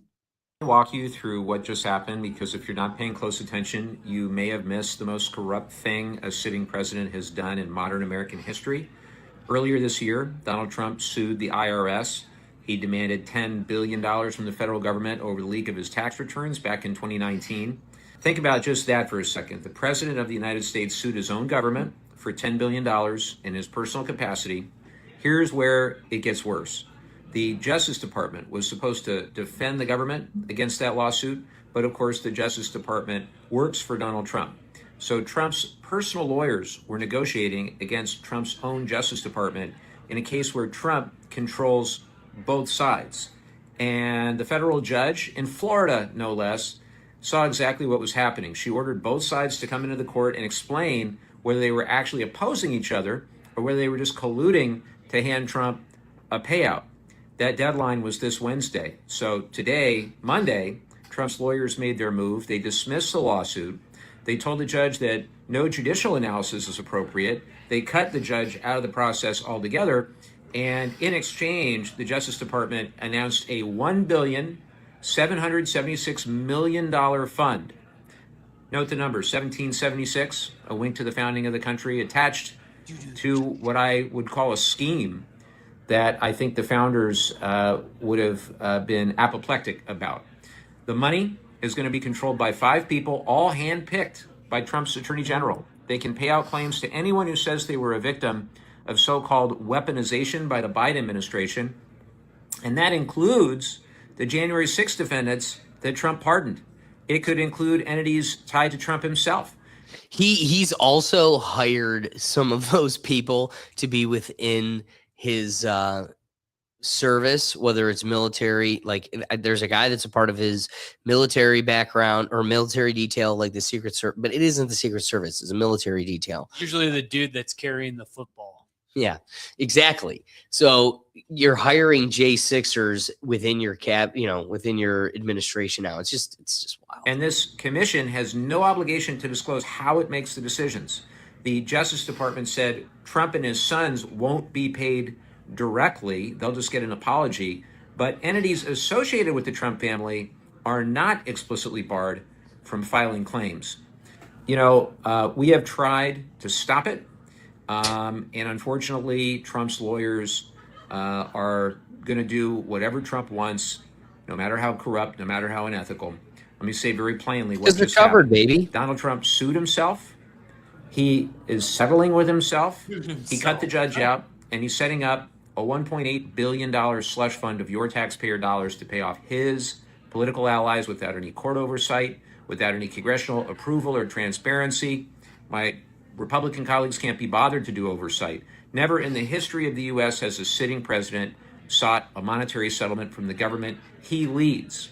This is the federal treasury being converted into a slush fund for Trump. And every American who pays taxes is the one who's funding it. Congress has to act. This is completely out of control.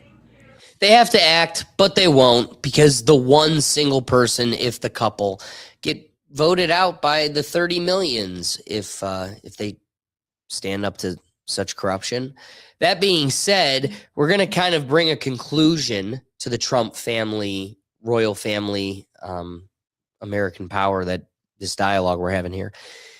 We're going to bring a conclusion to it here. However, there's one more topic I have for us that involves this, which is Donald Trump Jr.'s marriage, which was wedding the woman who was the daughter of Jeffrey Epstein's banker. You'd think I'm making this up. So before we even get into that final story, because that's going to kind of transition us into our final topics that conclude our episode. That being said, I'm going to conclude today's topic in its entirety: the Trumps, America's royal family.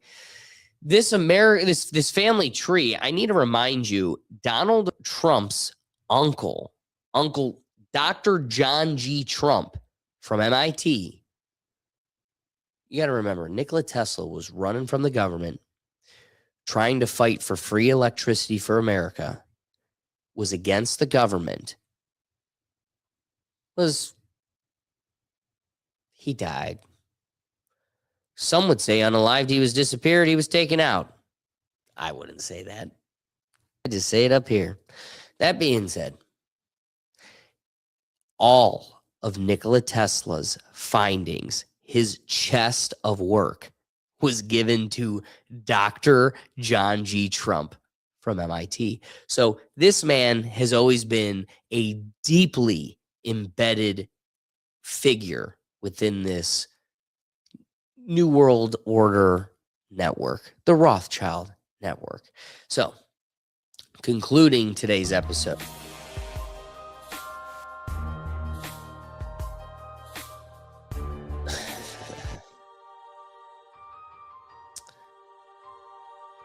So when all is said and done, this conversation isn't really about the Trumps, the Clintons, the Bushes, the Kennedys, or any single family.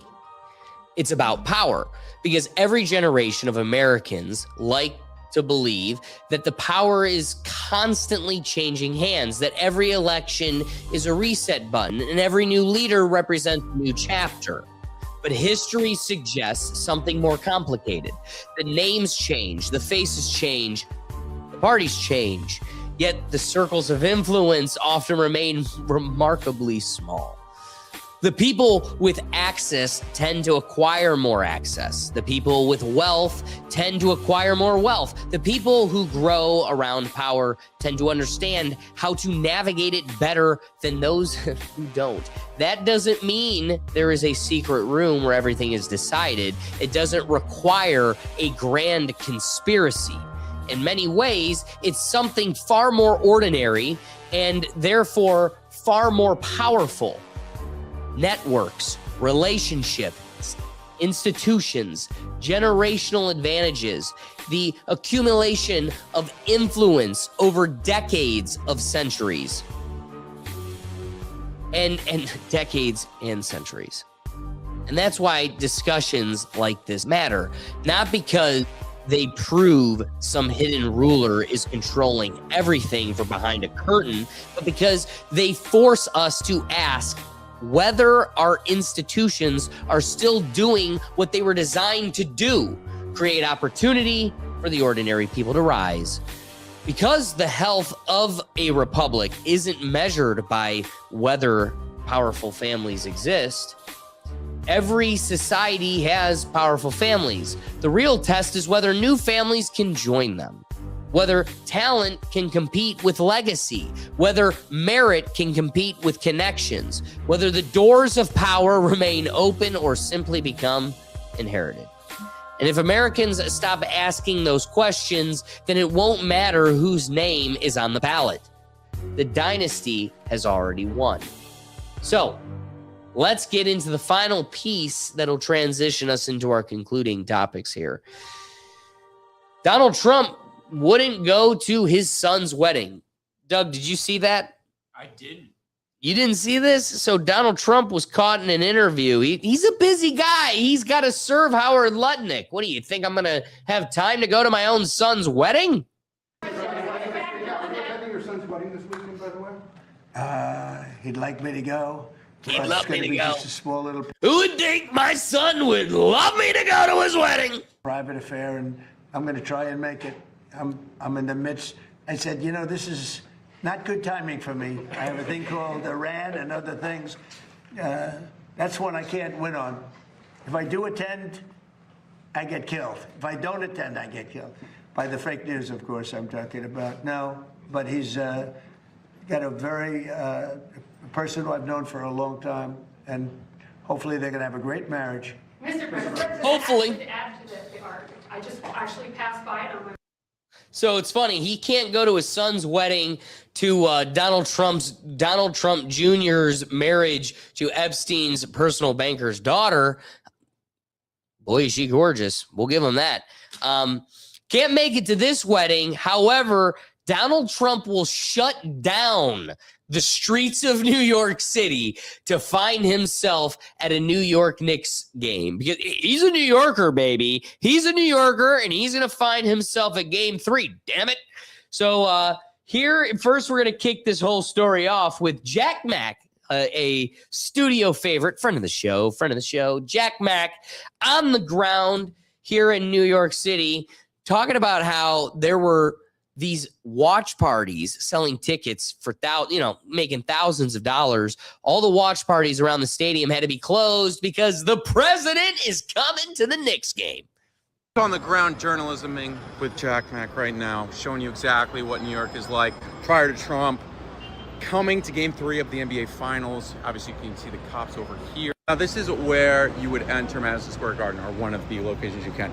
This is kind of a plaza that you will see, but this is also going to be completely shut down starting at 4 p.m. The only way you will be able to stand right here is if you have a ticket.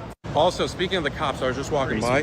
One of the cops said there's going to be 10,000 cops outside tonight if the Knicks win. 10,000, that's more than the amount of cops that they have for New Year's Eve, which is, of course, a huge night in New York City. Now where I'm standing is Plaza 33, where the Knicks usually have their watch party outside of MSG. That watch party will not be happening tonight in this area because of Donald Trump coming to Game 3 of the NBA Finals. Here you will see these barriers that are almost blocking where you would drive into MSG. These are usually not up. The parts of New York City that will be blocked off will start on 31st Street over there, and then it will go up all the way to 35th, which is beyond there. You're seeing 33 in the distance, and then go to 6th Avenue, which is beyond this building, all the way over to 8th, which is beyond Madison Square Garden. Now, all the videos that you see of Knicks fans celebrating outside of MSG are here, and that probably is not going to be able to happen tonight until, I guess, I don't know, hours after the game.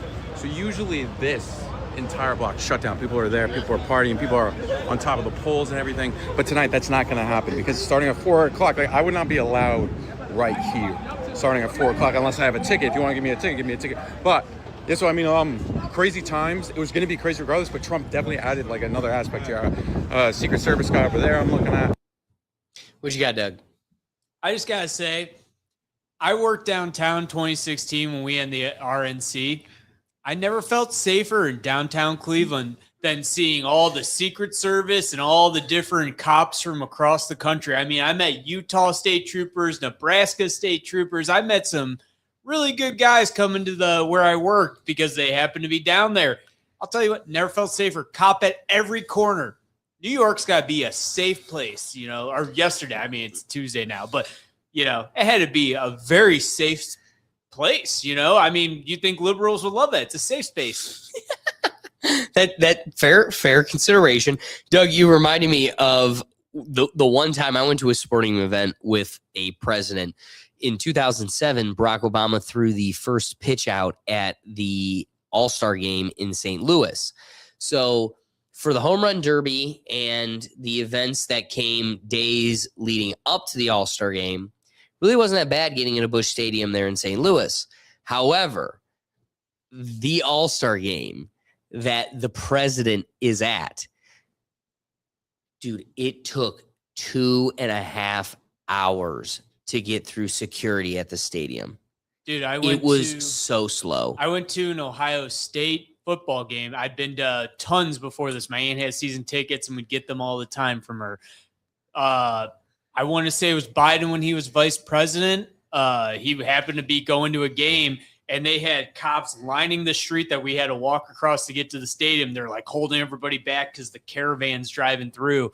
Dude, it took so much longer to get to the stadium because of all the roadblocks and get in.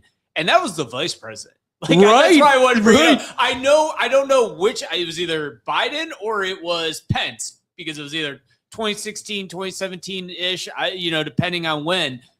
But it was still the vice president, and that shit was crazy. Dude, the stadium I was at was furious because Obama left by the 4th inning. They're like, you made us go through all that and you left? That's like Zion Williams playing UNC. He twists his ankles in the first minute of the game. He's out, and the president, all these important people were there. The security for that one game was insane. He got hurt in the first few minutes. Everybody left. They all came to Seriously? see him. Do you remember that? Zion was wearing his Nike shoes. He was sponsored by Nike, and it just his shoe ripped, and he hurt his ankle in the big UNC Duke game. Well, Doug, I love you for this. I'm going to take the opportunity to remind you, don't buy Nike. That's the response. Vote with your views, vote with your dollars. You will never find Nike in the Rethink Tank studio. In fact, the folks that come here, Doug included, raising his hand over here, they all know. What? I have a lot of Nike. Sure. They know if you're wearing your Browns jersey, I'll let it slide. But they know to avoid their Nike. I make it known. I make it uncomfortable for them to wear Nike in here. So vote with your views, vote with your dollars. Don't be like Zion and break your ankles. Don't buy Nike. Buy something like Under Armour. Just saying. Anywho.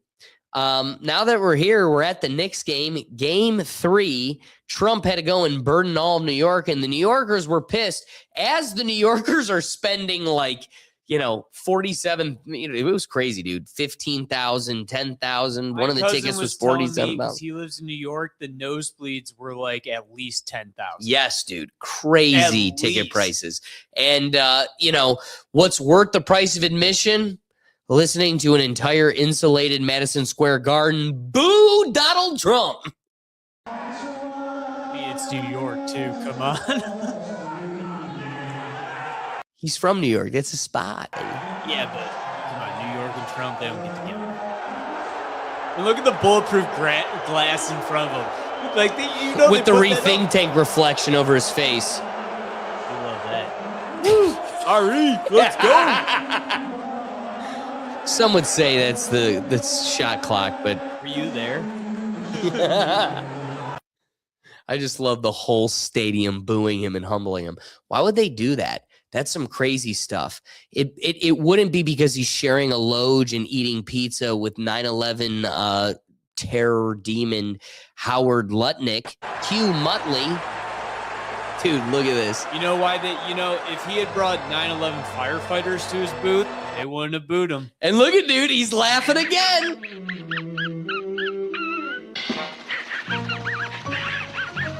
Hugh Muttley. Muttley is always having a damn good time on you, the taxpayer's expense. I like the way he eats that pizza, though. That's New York style right You're there. such a goofball, Doug, because everybody on Twitter was saying that. Everybody was like, but he eats pizza like a New Yorker. You're going to get pissed at him going to a Knicks game, but he eats pizza like a New Yorker. Next to shit-eating grin Muttley. If you've ever had a real New York slice, you got to do it that way. If you ever made billions of dollars off of tumbling towers, you'd laugh too. Let's get into what these types of events conclude in. Now, completely departing from the Trump dialogue, getting to our last couple videos here, because this is really the breaking news, the breaking dialogue, the current moment of the day. First things first, leave it to New York, leave it to the instincts of, let's just say, Knicks fans, where the loss here, ready? First, let's get to this meme. Knicks fans going back to their 25 square foot apartment after spending $15K to watch their team lose. I'm going to tell you right now, you wish they went and hid in their little 25 square foot apartment, because the instincts of Knicks fans ain't that. And it's more BLM riding.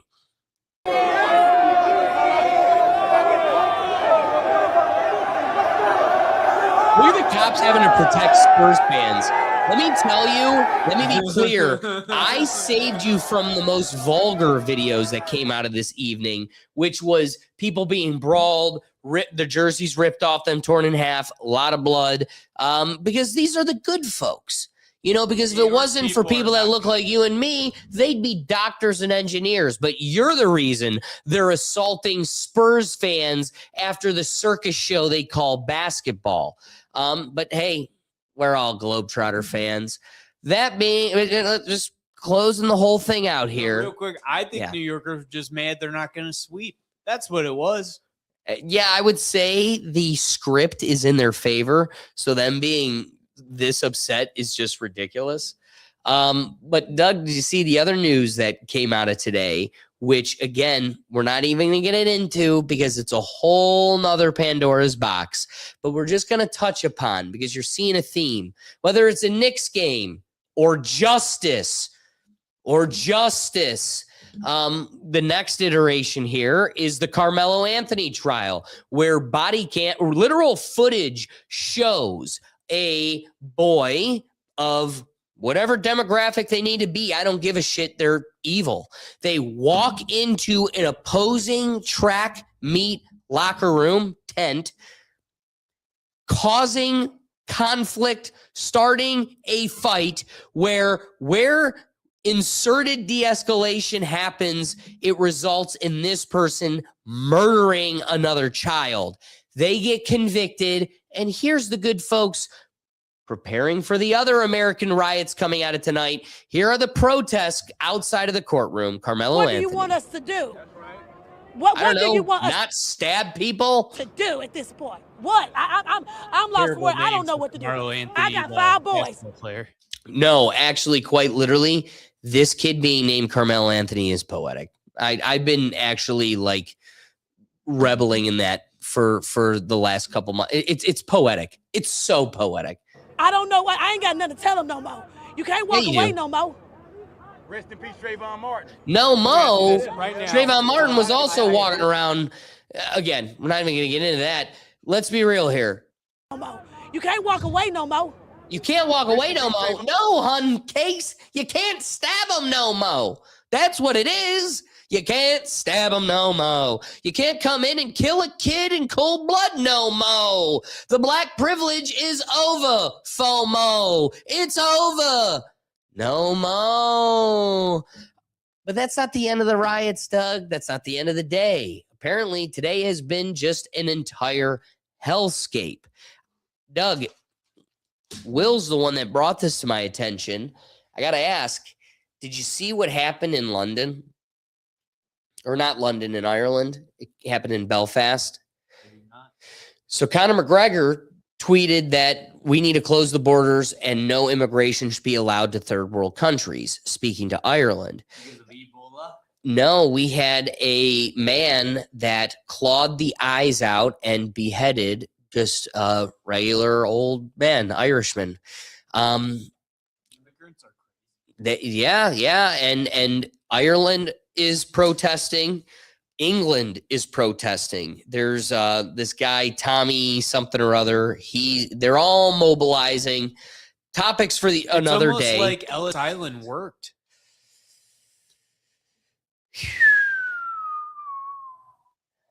I'm not touching that one, Doug. Maybe. That generation, melting pot. Now there's no melting pot. It's a salad. Yep. Now we don't melt. We are segregated on top of each other. Neither here nor there. So closing the whole topic up, today is just all but riots. Whether it's New York Knicks, whether it's beheading, whether it's just Carmelo Anthony and justice.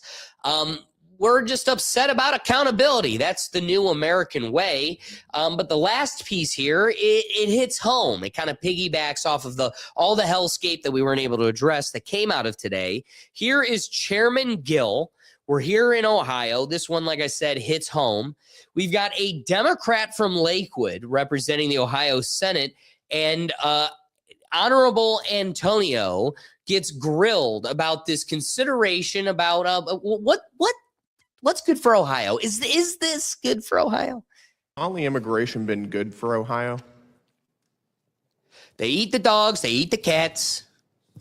She can't answer it. You know, that's really outside of my purview of No, it You're a ain't. state senator. Would you like to see information. They haven't made it to Lakewood yet, so I don't care. more Well, immigration from as far Somalia? as far as That was the beauty back when Trump was cognitive and competitive. It was fun when he just took a bus full of the immigrants the Democrats were trying to hide, and he was just like, take it to the richest parts of Connecticut and New York. Make them confront what they're doing. And they were like, no, we can't do this. We can't do this. Get them out of my grapevines.